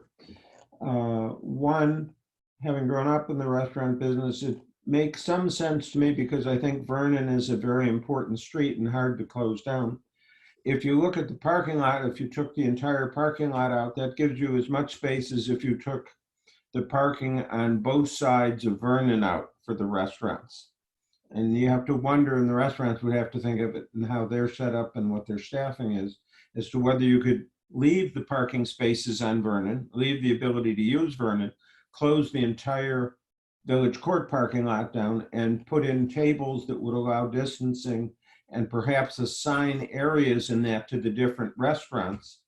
And that way people could order, as was suggested by Peter and so on, by apps or whatever, or by somebody who's a waiter that's out there to take orders at their assigned area. They could have a place to sit, and they would then prepare the food and bring it out and serve it at the tables and make it much more of a dining experience. That would also give some access for Apple a day. It certainly would give immediate access for foodstuffs and that sort of thing. So that's one thought that it seems to me gets us a safer, larger area available without having to close down the street, and we should feel the restaurants out on whether something like that might work. Also, I assume that with Hometown, because they do serve food and coffee and that, they have adequate space, I gather, on the sidewalk area where they are, so we don't have to worry about any of this with them by just enlarging where they can put tables. With that said, is the staff got enough direction to move forward looking at all this? Okay. I think so. All righty. We've spent good time on. President Levin, I just wanted to say one more thing that I forgot, Sure. which is that apple a day. They don't really have much access here, so just want to make sure they don't get forgotten about, because everyone's agreed that Park is not a good place to do this. Correct. Right. We've had some conversations with Apple a Day already relative to this. So we're certainly getting their feedback as we go through it. But this is great feedback for us. I will say there are a number of considerations that staff's working through, and those also include some of the legal process that we'd have to engage in with respect to licensing agreements to use the right-of-way and such. So there may be a need for us to, as we finalize all of those things, bring it back to the board if we're able to, prior to the next regularly scheduled board meeting, perhaps to do a special virtual meeting to get through some of that detail and keep this moving along at a quicker clip. I think time is of the essence since we're talking about possible opening up on June 1. So in that regard, I would suggest not thinking about this as binary, one or the other.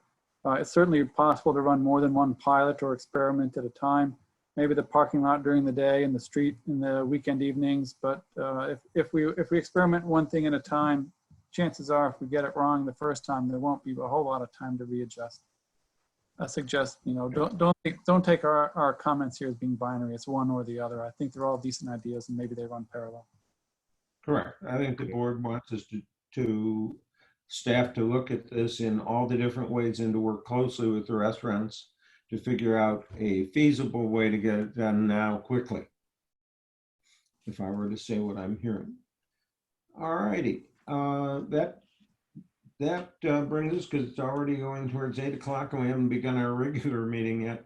The question is that I will address to Jordan is, did any messages from the public come in that need to be read before we adjourn? President Levin, no, we did not receive any public comment during the course of the meeting. Okay.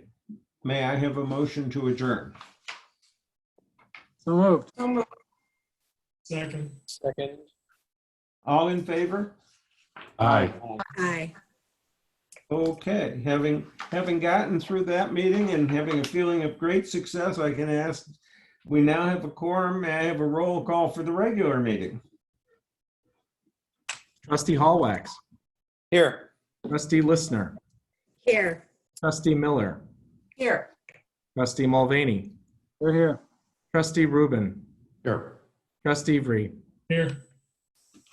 Okay, to go through for our regular meeting, today's village board meeting is being conducted as a virtual meeting via Zoom webinar software and is being audio recorded and simulcast on the village's Facebook page as the village continues to support social distancing to prevent the spread of COVID-19. A quorum of members of the board are present via remote access. Before we begin the meeting, the formal meeting and going through the agenda, I would like to ask the village's attorney, Stuart Wise, to explain the legal basis for holding virtual meetings.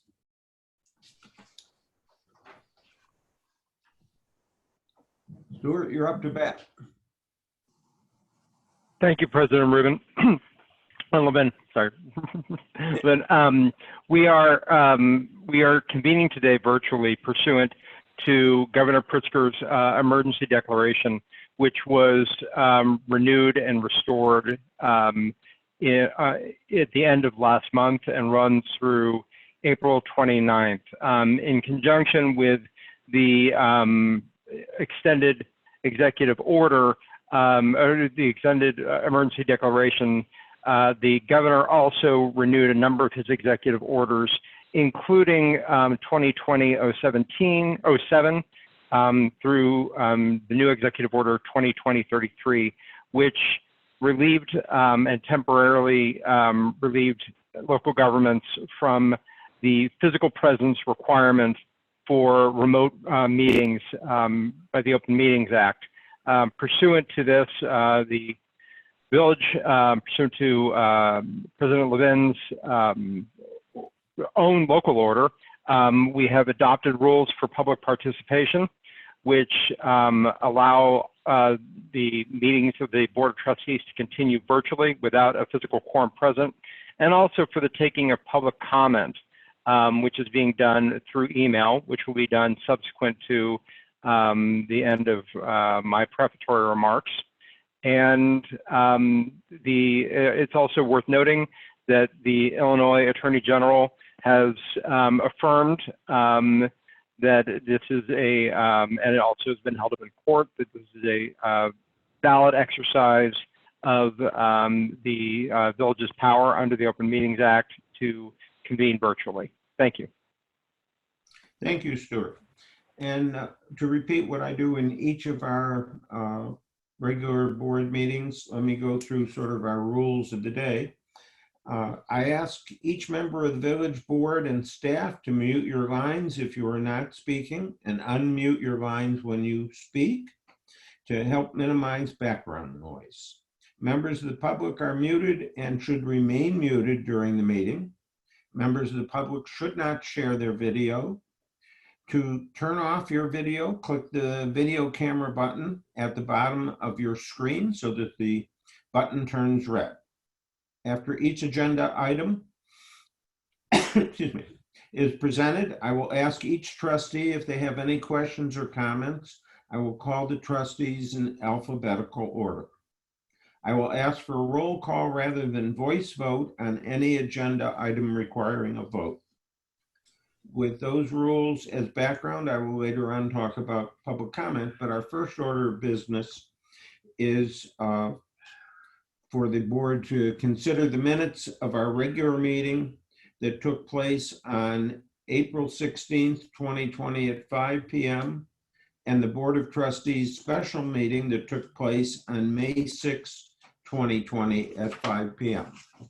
Are there any corrections, additions, or comments with respect to either of those minutes? If not, may I have a motion to approve the minutes, please? So moved. So moved. Second. All right, who can we have the person that moved identify themselves and the person that seconded identify themselves? Motion by Trustee Mulvaney, and I'll take a second from Trustee Miller, if that's okay. Okay, may I have? Based on. May I have? Is there any comment on the minutes? None? Okay. May I have a motion to approve? We had that. May I have a roll call? Trustee Hallwax. Yes. Trustee Listener. Yes. Trustee Miller. Yes. Trustee Mulvaney. Yes. Trustee Rubin. Yes. Trustee Bree. Yes. Thank you. Let me go through the discussion that I do regularly with a little bit of changes in it with respect to public comment, which is our next order of business. In accordance with the supplemental rule, the board approved on April 16th, 2020. Here is how public comment will be taken at this meeting. The email address and telephone number designated for public comment for this meeting was posted with the agenda meeting material. At this time, or in a moment I should say, I will ask our Deputy Village Clerk, Jordan Lester, to read any of the public comment that was properly submitted with respect to that.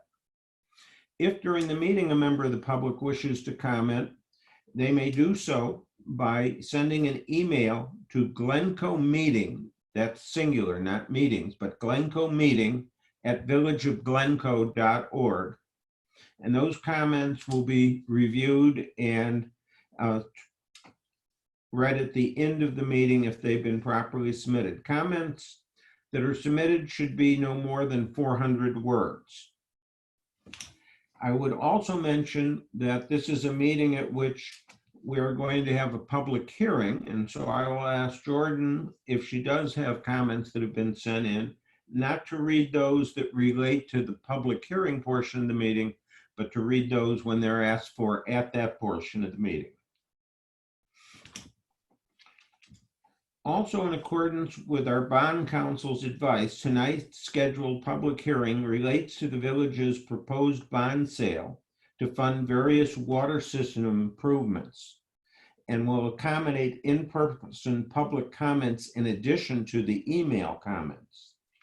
In that sense, Village Manager Crowley is physically present at Village Hall this evening to accept any in-person public comments that may be received. During the public hearing, those who are unable to share their comments regarding the subject matter via email may instead do so by going to Village Hall at 675 Village Court, where a computer has been set up in the north vestibule to accommodate any in-person comments as a part of this Zoom webinar meeting. During the public hearing, any individual who wishes to do so will be able to share their comments in this way.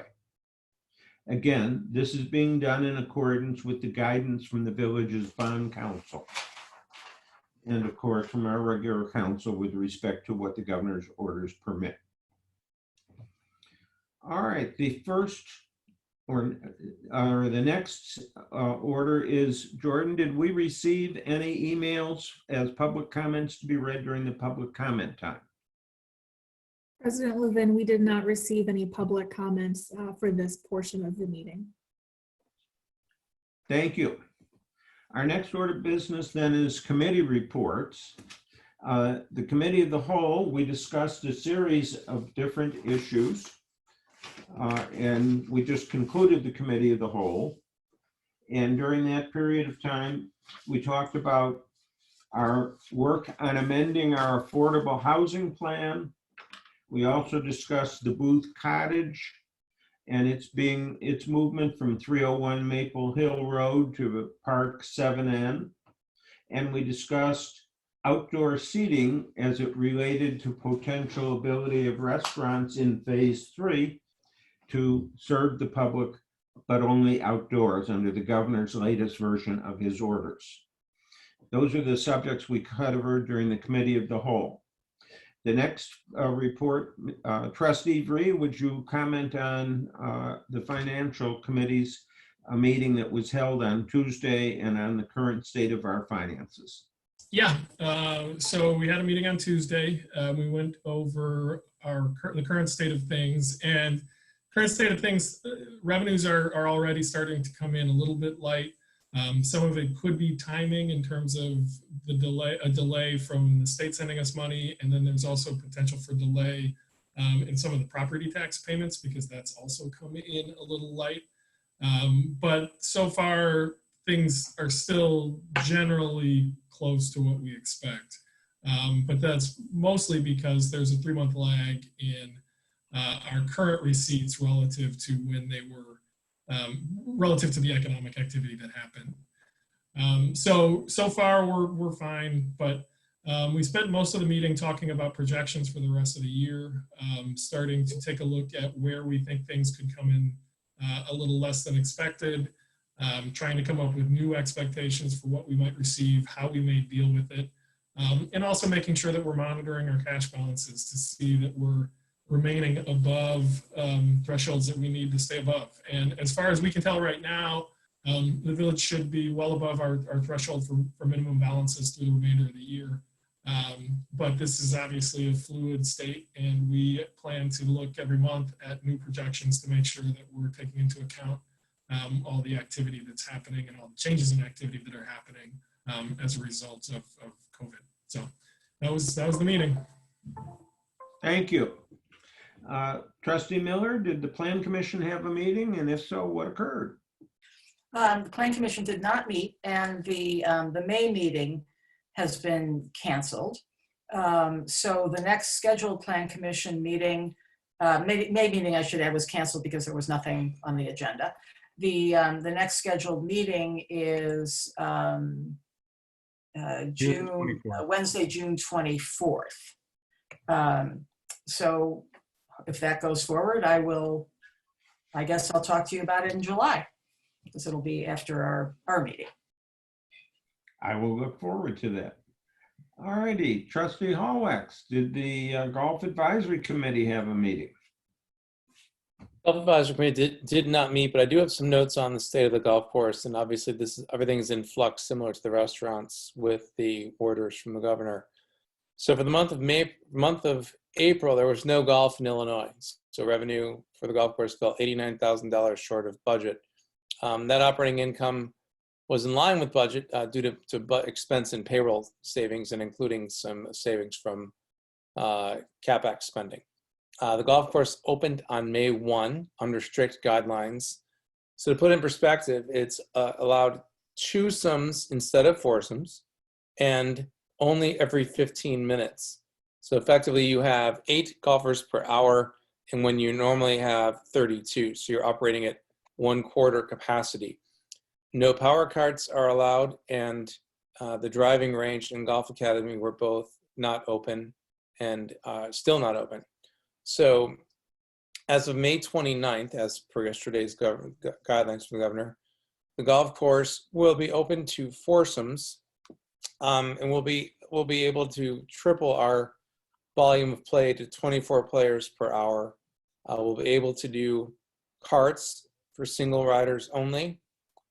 Driving range will be open at a limited capacity with just less people. And the golf academy can be operating on similar restricted guidelines. So one last thing to note is that when the golf course has been open in May, when there hasn't been rain, it's been at capacity. So we do think there's some pent-up demand for golf, and we think this is going to be a much needed breath of fresh air for us on May 29th. And that's all I have. Thank you. I would second that there's a much need for the golf course to be able to go back to normal operation. Trustee Mulvaney, do I have a report on sustainability task force matters? Sure. We did not meet as a task force formally, but we have broken into subgroups, and the hardy volunteers of the Sustainability Task Force continue to endeavor to make Glencoe the most desirable and sustainable community in the universe.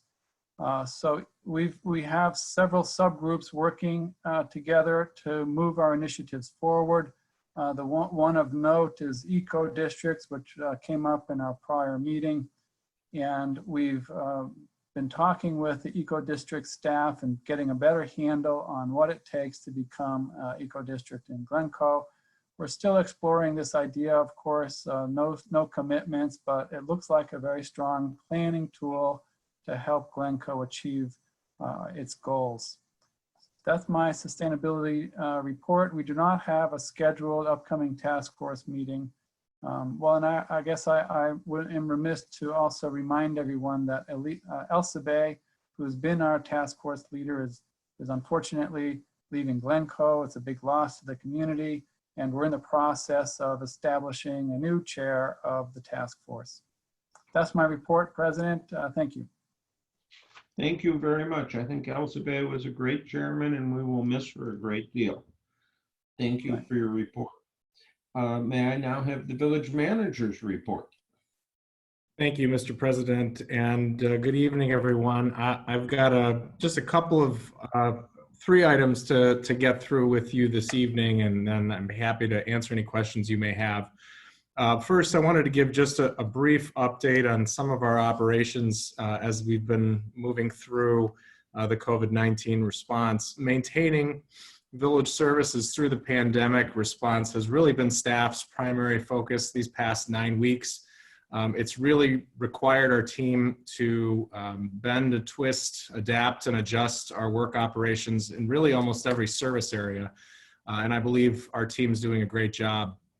We're now beginning to retune that focus to the reopening of our public buildings and the appropriate and safe way to bring staff back and create a safe environment for our residents and other customers. Our goals for this effort are pretty straightforward, essentially to maintain excellent customer service standards, ensure that we are accessible and available to our residents and businesses, and then, of course, keep our employees' health and well-being in mind. As I outlined during my report on May 6th, there are numerous considerations we are working through to achieve this. I'm happy to say that I don't believe that our remote operations from the Village Hall have negatively impacted our service delivery.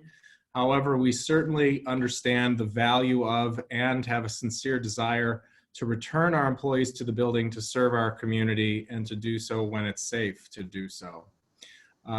This will likely include staggered staff shifts, perhaps some reduced public hours or special hours for certain populations, and limited operations with an emphasis on conducting business with the village via our website or over the phone wherever possible. I expect we will have a plan that achieves these various goals sometime in the next few weeks as the state transitions to phase 3 of the Restore Illinois plan. And certainly then we will be able to present that to the board and discuss how we plan to implement it. Until then, staff is continuing to work very hard every day in service to the community. Working from home has been a challenge for a number of our team, but they really have stepped up. And I think many of the changes we've made in order to adapt to the current reality are going to allow us to operate more efficiently and effectively when we're all back together. I've talked mostly about the Village Hall staff, but obviously we have other areas of the organization that are still working hard on behalf of our community. Public safety obviously is continuing to function essentially as normal. With some limited changes. Our department continues to stand ready to assist the community wherever needed. Our Public Works Maintenance Operator team transitioned this week to a new schedule. You may recall we were on a every third day schedule for a while with our frontline team in an effort to limit the size of the work groups and also to maintain their health so that we could maintain our critical services. This week we transitioned to an every other day schedule with staggered shifts for all of our maintenance operators and are thoughtfully bringing on more of our staff in an effort to get some additional tasks done, but also to be very focused on remaining centered on their health and well-being. Obviously, round-the-clock operations continue at the water plant, and our team, as we've just heard, at the Glencoe Golf Club have really done a great job of adapting quickly to the various standards and requirements that have been placed in front of them. So we'll continue to keep the board apprised of this as we work through it. And again, I anticipate being able to do so in June.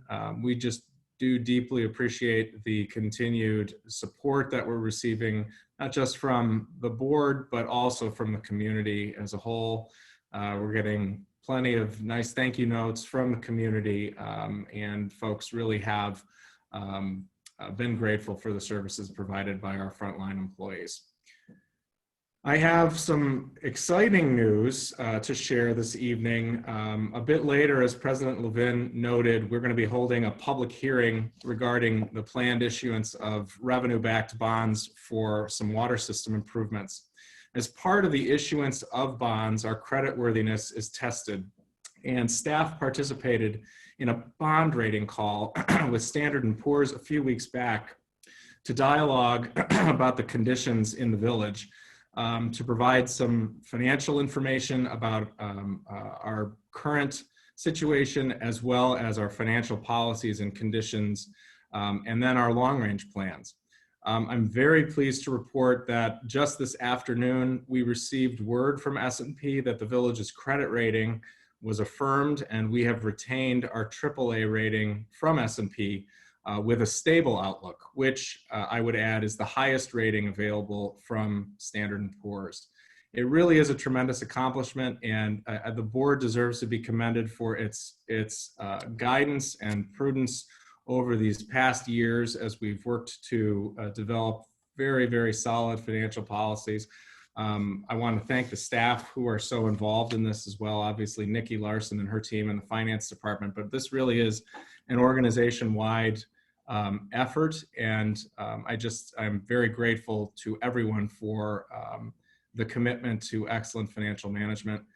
Just as a reminder, as a AAA rated issuer, even in the state of Illinois, the village will be eligible to borrow at lower interest rates than those with lower credit ratings, which does and will and has provided significant savings as we financed past capital projects and those that we anticipate financing in the near future. So again, really great news to get in the midst of a pandemic, but we're very, very pleased, and I'm glad, I'm relieved, and not terribly surprised because I know how well our finances are managed. I wanted to just add then, and as a last update, to throw it to Dave Mao, who's going to give just a brief update on some of the work that we've got going on in our downtown. We referenced it a bit in our last meeting, but there's actually quite a bit of activity happening. Dave. Yes, just real briefly, an update on the CIP projects that are underway in the downtown. The downtown sidewalk paver restoration, which is year 4 of a phased plan to restore our sidewalk brick pavers. The targeted area in this year's contract is about 30% completed. That's the block face at the south side of Park Avenue, wrapping around Vernon, wrapping around Hazel to Grand Foods. That work is about 30% done, and we expect that to be completed in late June. And that work does work concurrent and in partnership with the businesses and restaurants that we work by, and the work is closed up at the end of each day, and the sidewalk is all usable. The commuter lot LED lighting improvements in the southeast and the southwest commuter lots, the underground conduit, and the new streetlight foundations will all be completed at the end of this week. And then we're expecting delivery of the custom light poles and fixtures consistent with the other commuter lot in the downtown. Expect those delivered before the end of June, when their installation will be completed. Lastly, the long-awaited Tudor Court Street and streetscape improvements that the village contractor started construction 6 weeks ago, and work is progressing well despite several rainout days. That work is phased. We have been able to take advantage of some of the shutdown over there to expedite the first 2 phases. The storm sewer installation, all the curb work on the south side is complete. The sidewalk work is being completed on the south side, and we expect to have that all open for business and parking on that south side before the May 29th reopening. We're in regular communication with the businesses that are active on the south side of Tudor. Work has also proceeded on the north side with some of the concrete retaining wall work, and we're on track. We expect to have that improvement completed by on or about the middle of July, as we originally had targeted. So things are going well. That's my report. Thanks, Dave. And that concludes my prepared report. If there are any questions, certainly happy to answer those from the board. Do any of the trustees have any questions? Okay. Just wanted to say congratulations on the financials. It's wonderful news. So it is a great relief. Yes, yes, it is. And this is Pete. I'm curious, Village Manager Corelli, if you could quickly describe the benefit or not of the ERP program. We agreed to move forward with the ERP, and I'm wondering how that is being leveraged during COVID, if it is at all. Does it help your operation now that you've got more working from home? Well, I will say, we are a portion of the way through the implementation of the ERP. We've taken a little bit of I won't say a break, but we have slowed a bit the progress that we were making. There are a number of modules that are in operation, and I think it certainly has helped the day-to-day operations of the finance department relative to our financials. Certainly has helped as we are developing financial reports for the board, and as we are now doing that on a much more regular basis, the financial modules are really much more robust than what we were working with before. As we continue to bring modules online, that will improve our payroll processing efforts. Right now, we are still utilizing our older system and looking toward payroll being one of the next modules, as well as utility billing. We also have our permitting modules that tie mostly to the community development function of the village that are scheduled to be put in place next year. So to some degree, we're not as deep into the full implementation of the ERP as would be ideal, but certainly the functionality of the pieces that are in place has been very, very useful through this transitional period. Thank you. Thanks. All right. Moving to the president's report portion of the agenda. As you know, the emergency orders and things that we put in, the emergency declaration and that, expire at the end of this board meeting.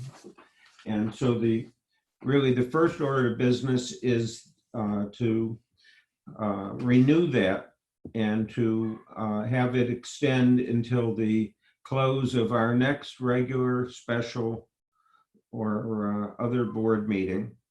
And if there are no questions on it, I'm perfectly happy to answer them. But if there are no questions, in order to move us along, I would appreciate a motion to approve extension until the adjournment of the next regular, special, or emergency meeting of the Board of Trustees, our declarations of emergency.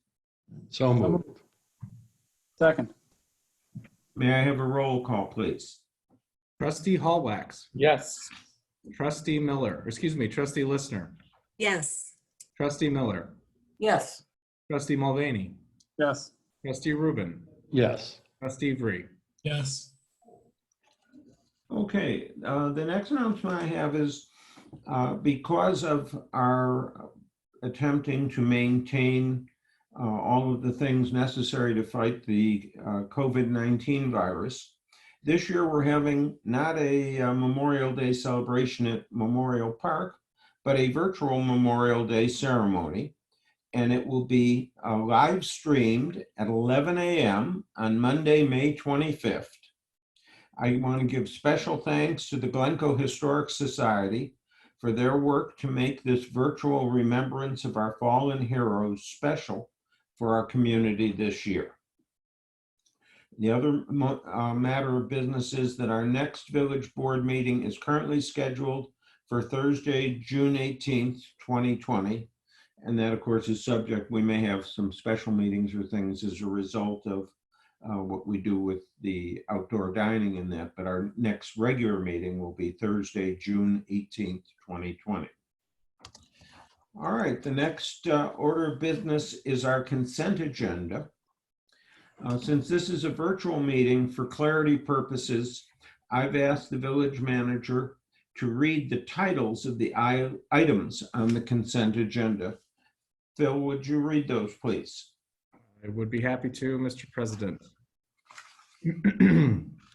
Item A under the consent agenda is the April 2020 Treasurers Report and Glencoe Golf Club Financial Report. Item B, April 2020 Check Register for the Village of Glencoe and Glencoe Golf Club. Item C, consideration of a resolution authorizing the village manager to execute a contract renewal with Precision Pavement Markings Incorporated of Elgin, Illinois for the 2020 thermoplastic pavement marking program for a cost not to exceed $25,000. Item D, consideration of a resolution authorizing the village manager to execute a contract with Morton Salt Company of Chicago, Illinois for the purchase of bulk road salt for a cost not to exceed $100,224.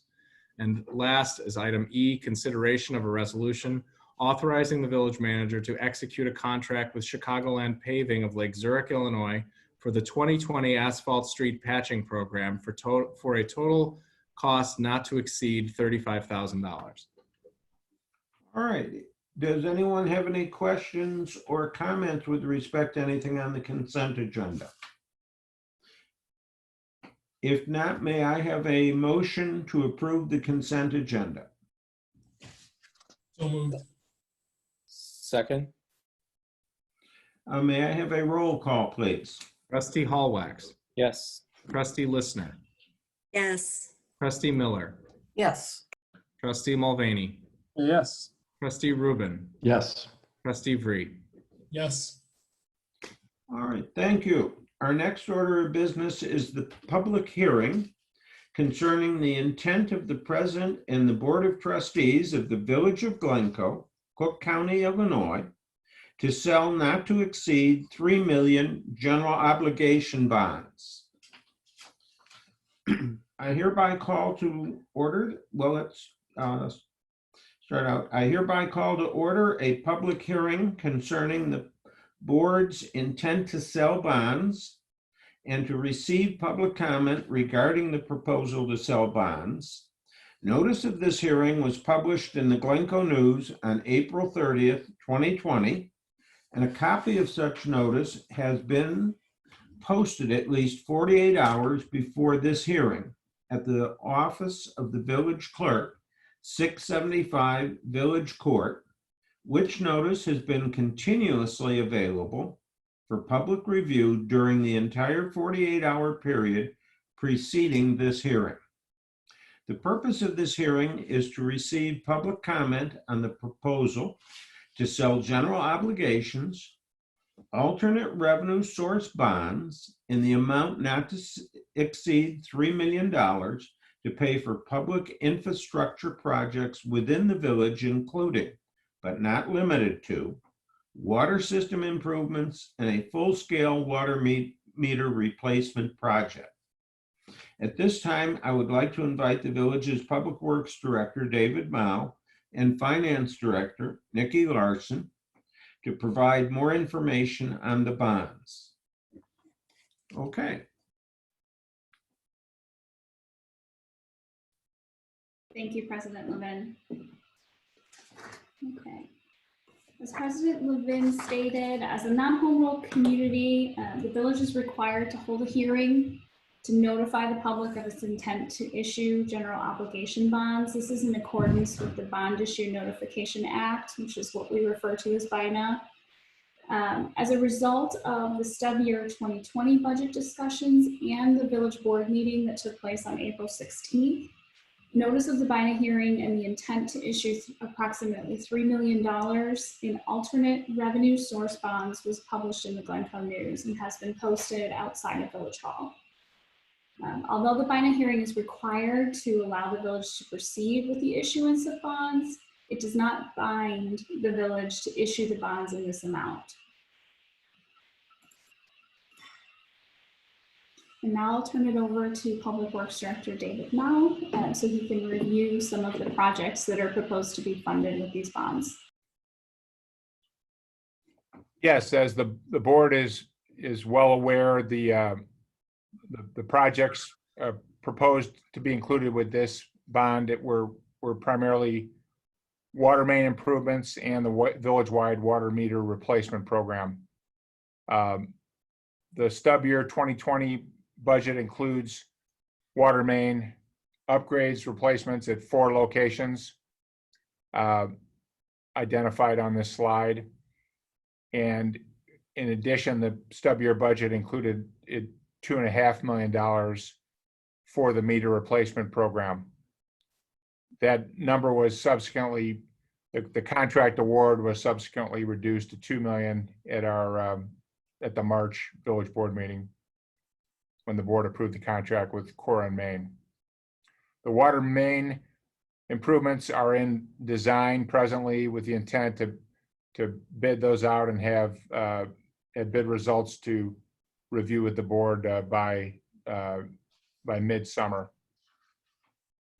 With that, I'm happy to answer any question on the projects.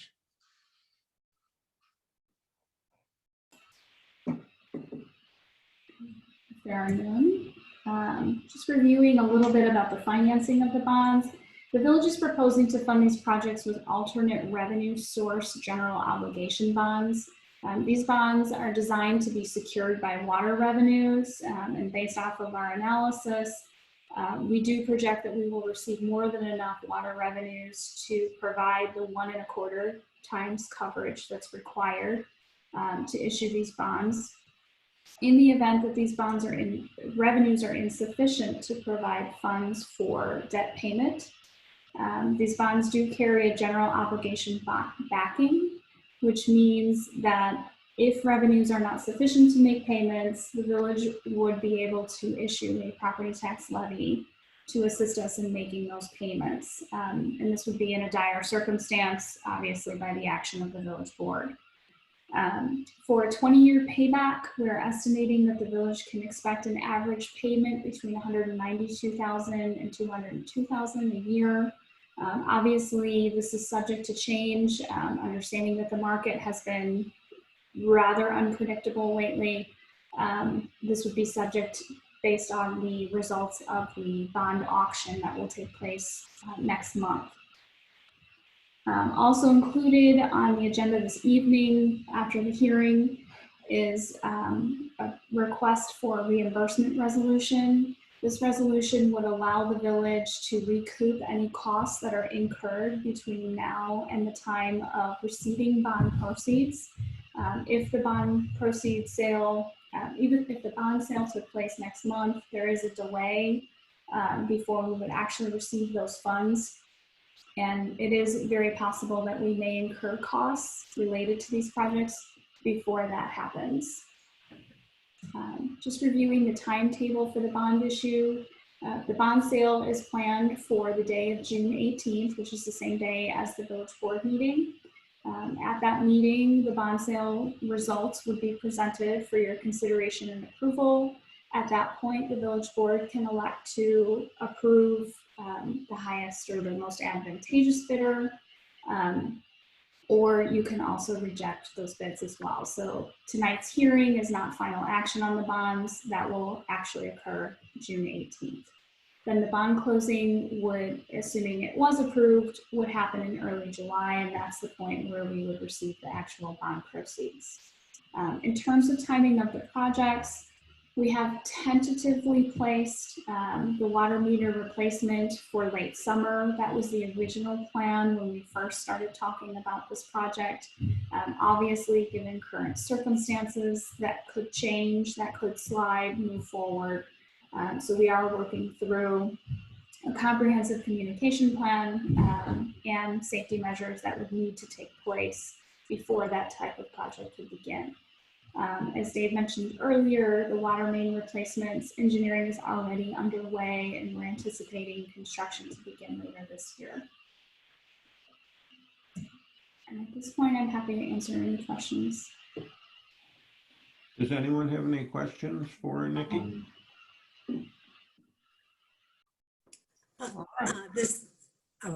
Barbara? I'm sorry. Oh, okay. Should I go?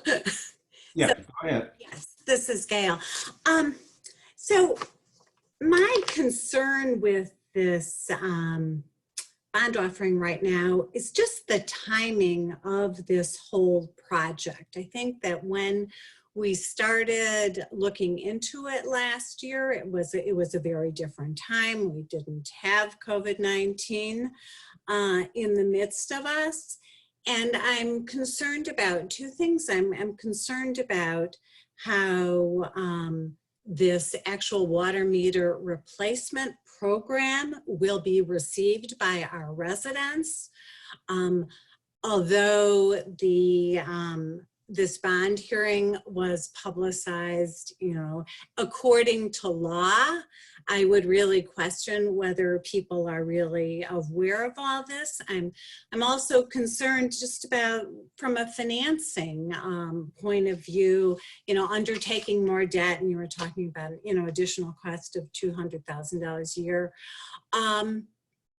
And is this the right time for us to be doing this? I mean, we definitely have health concerns. As we can see, there's so much uncertainty right now that I just wonder about this project moving forward at the pace that we're talking about and doing something in the fall. And so is this the right time to actually be floating these bonds, or should we be pressing the pause button like so many other businesses are doing with other projects till there's a little bit more clarity in terms of where we're going to be both financially and from a health basis? So I'd like to hear if anybody else shares my concerns about the timing of this project. Well, let me start off by saying we've been looking at this as a long time. I do not think this is a project that can really be postponed. Our water meters are no longer fulfilling the function that they are supposed to, and the need to replace them is important. It creates problems with the water agencies and the state government and that, and whether we're properly tracking, it creates a whole bunch of very real issues. So I don't, if absent some major emergency, I think it would be a major, as we've discussed, I think it would be a terrible mistake not to proceed as quickly as possible with this. Secondly, even under the timing, the best timing that we're talking about here, we're talking about something that would get done in July and installation that's going to come at the end of summer.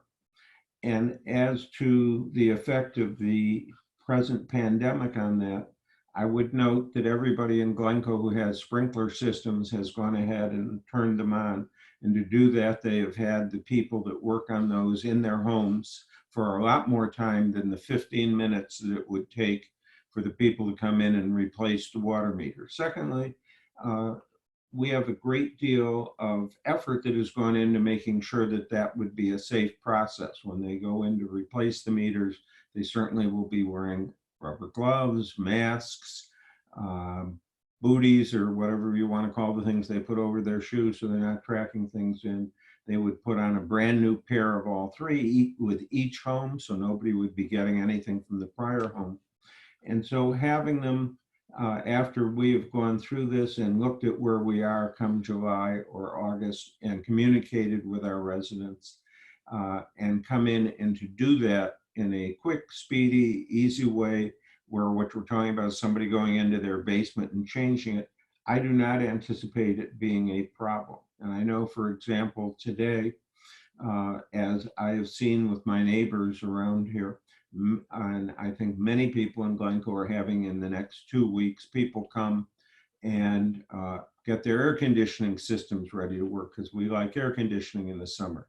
And I was treated to having someone here today in that same garb downstairs going through, cleaning out all the filters and getting our air conditioning systems turned on.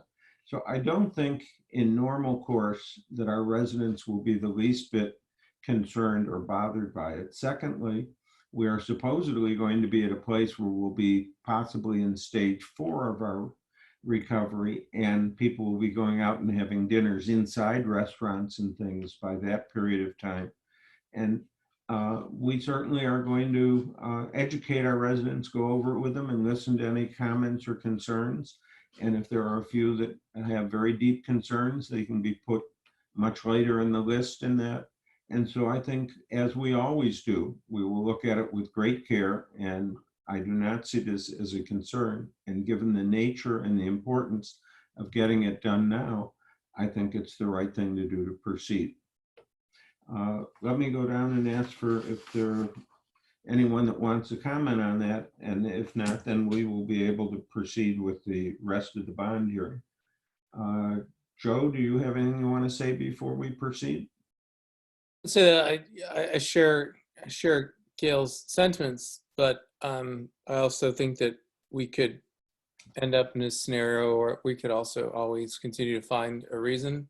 So while kind of like the phrase has been used already tonight, that this is not ideal given the timing of what's happened, I still am in favor of proceeding.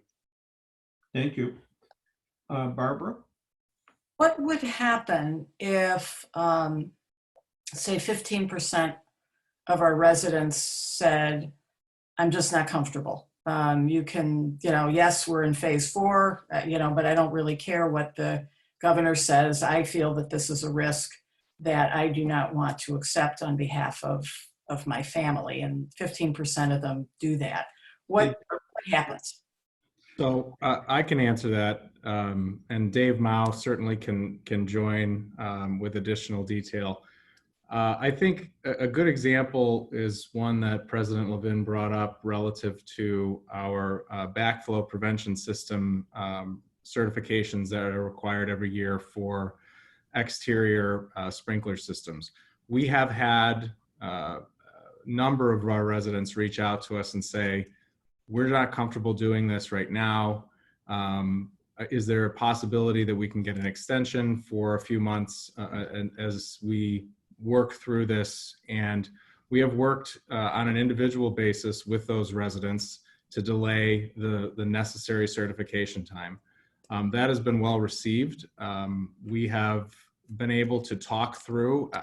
I think it's important to not understate the very positive working relationship with our community that, in particular, our water department individuals share as they are dialoguing over issues such as this. But the feedback that we've gotten where we've been able to provide those extensions has been very positive. I would anticipate if we had a number of residents in the community who indicated that they are just uncomfortable with it, we would move them to a later phase. This is not a project that's going to be over in a month or two. It's intended to take upwards of 6. It may take upwards of 12. We have talked to the contractor relative to that timeline, and they share the same concerns that we do. That people feel safe having them in their homes. And I think the necessary steps are certainly possible with respect to personal protective equipment. They would intend to do that. I will also say there are at least 2 meter changeout programs that are in progress right now being undertaken by this firm, the Village of Lake Bluff and the Village of Elk Grove Village. Both of whom had a hard stop when the COVID-19 crisis began. Both of those communities are in the process of re-engaging and getting those projects back up and running. Both of those projects are anticipated to be back up and running before ours would commence. And I think we would have the benefit of the experience that they are gathering in that effort when they would start here in Glencoe. If we need to delay the start time, that is certainly something we've begun the conversations with, and they are open to. I think as we approach August, September, if it's determined that it's just not the right time to begin that process, that is something that is well understood between us and the contractor. So to answer your question most directly, I think we would work with those individuals and find a timeline that is appropriate for everybody. When you say it's understood with the contractor, is it part of the written agreement with the contractor? What would be part of the written agreement? In other words, the ability to delay. Because I haven't read the contract. The contract, if you'd like to see it, we can show you the board packet back from March. It certainly does highlight the village's ability to delay or postpone components of the project. That was something that we discussed at the staff level prior to bringing it to the board, knowing that at that time, COVID was at some level a concern. We were talking about that in February, so obviously a lot changed between that time and right now. But that is our understanding of the contract terms. And Dave, certainly correct me if I'm wrong from that standpoint. And how significant, if we do have to delay, how significant are the costs to us of that delay? Well, I think it depends on the duration of that delay and what costs have been incurred. Obviously, there's a purchase of more than 3,000 meters that goes along with this, as well as other ancillary equipment. There are receiving towers that need to be erected on our water tower. There's software that needs to be purchased, all of which we would anticipate doing as kind of the first set of steps, because it's absolutely no contact with the general public. And then undertaking to begin the meter changeouts on a routinized basis. Again, the conversations we have had have revolved around the idea of saying, if we can't begin this in August, are you going to be able to delay it? We have received affirmative responses to those answers. Okay, thank you. Peter? Hi, I want to thank Trustee Listener for raising the question in the first place about the timing of this project. So thank you for bringing that up, and I'm in your camp. I have concerns about the timing. We may do everything right, but what matters is the perception of the residents. And I think in order to overcome that hurdle, we need a very strong outreach campaign, something we've been talking about for months, about building up the resident knowledge about the intent of this project. But I don't think that we've had the opportunity yet to develop that outreach. Perhaps we're relying and waiting on the contractor to do that for us, but I fear that that's going to be a little bit late. AMI projects have gone south for far less than a pandemic. And I just worry. I think we can overcome it. I'm going to be in favor of this bond, but I really caution us here that, Larry, I know you said some nice things about we'll be very thoughtful, but again, what matters is not our thoughts, but the thoughts of the residents and their willingness to open their doors. It's one thing to invite your AC repairman in. It's another to have the government say, hey, we're coming in and we're changing this item that you don't even probably know where it is or what it does. So it's important for us to get ahead of that. I've been trying to emphasize this, and I hope that we can do that if we're going to go forward here and take that seriously, so we can have some legitimate materials that are circulated to help residents understand what we're intending to do. The other thing is, I think we need to think about piloting. I believe that's in the project as a first phase. So let's see what the residents say. I mean, if we try it in August and we get pushback, I think we need to be prepared to adjust. Bill, I think, Village Manager Corrali, I think you made some reassuring remarks. I'm glad to hear some of those terms in the contract. So that's reassuring, and that's why I think I would vote in favor of this project moving forward, but I do it with some concerns and some caution here that we take these precautions around education and influencing the public perception. It's a challenging time to do a project like this. It's a challenging project in the best of times, and this is perhaps the worst. And I think your comments are very apropos. And if you think about the way in which we've handled our discussions with our public over how to handle COVID-19, et cetera, the thrust and important thing that you're saying is, in Glencoe, we never should be in a position of saying, hey, we're the government, we're coming in. We always have to be in the position of educating our public and having them ready to invite us to come in to achieve something that is important to them.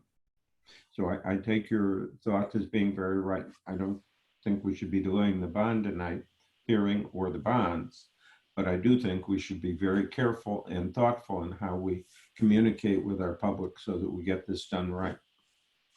President Levin, if I may, if it's helpful to the board, once we receive the bond proceeds, we do have a 3-year period to expend those. So if there is a need for a delay, there is an allowance within the bond covenants for that. And aside from the water meter replacement program, these bonds are also earmarked to fund our water replacement, our water main replacement program as well. Just if I can make note of that. Thank you, Nikki. Gary? I commend my fellow trustees on their very thoughtful comments with which I agree, in particular about the education process. And that may be the next piece of this that people need to start thinking about in earnest, given the sensitivities raised by trustees Listener and Miller. So I will be in favor of this, but I think that education component is also, I also think that it's very, very critical. Jonathan? I'm in favor of the bond issuance. I appreciate what everyone else had to say about being careful in terms of going forward with the project, but at this stage, I'm in favor of the bond issuance. Thank you. Let me go ahead and proceed then with our public hearing. In accordance with our bond counsel's advice regarding tonight's public hearing, Village Manager Crowley is physically present at Village Hall this evening to accept in-person public comments.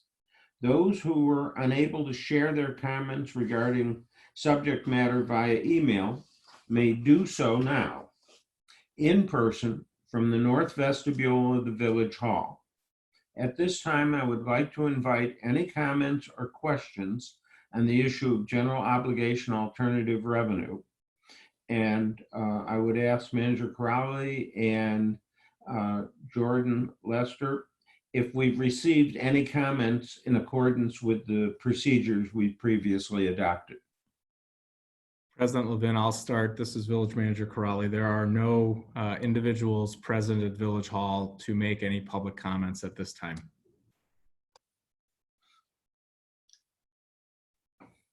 And Jordan, did we receive any over the emails?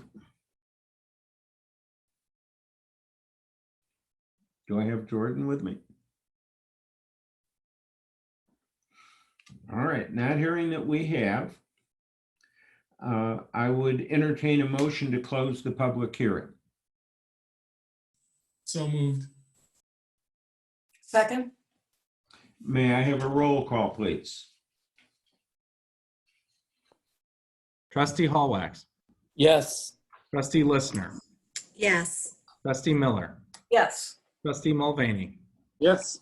Trustee Rubin. Yes. Trustee Vree. Yes. Thank you. Our next order of business is consideration and action on a resolution expressing official intent regarding certain capital expenditures to be reimbursed from the proceeds of one or more obligations to be issued by the Village of Glencoe, Cook County, Illinois. Director Larson, can you explain to us what that's all about? Thank you, President Levin. Yes, as we mentioned during the BINA hearing presentation, the item before you this evening is in relation to the issuance of alternate revenue bonds. The resolution would allow the village to reimburse itself for any costs associated with projects to be funded with the bonds between now and 60 days prior to today, and the time that bond proceeds are received. And I'm happy to answer any questions on the process for the ordinance. Do we have any questions, or can I ask for a motion to approve the resolution?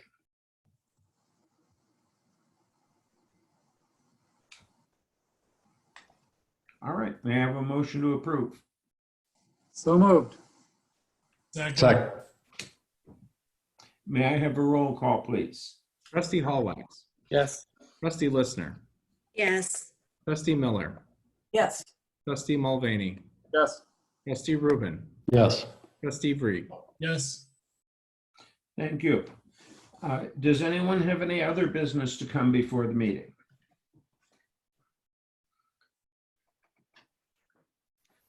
All right, I would ask Jordan Lester, have any other emails wishing to address any comments or thoughts of the board come in during the meeting? President Levin, can you hear me okay? Okay, President Levin, we have not received any other comments through email. Thank you. Given that, may I have a motion to adjourn? Yes. So moved. Second. May I have a roll call? Trustee Hallwax. Yes. Trustee Listener. Yes. Trustee Miller. Yes. Trustee Mulvaney. Yes. Trustee Rubin. Yes. Trustee Vree. Yes. Thank you, everyone, for all the time you've spent tonight and for all of your excellent and thoughtful comments during the meeting. I appreciate your hard work tonight. We stand adjourned. Good night, all. Good night, everybody. Stay safe.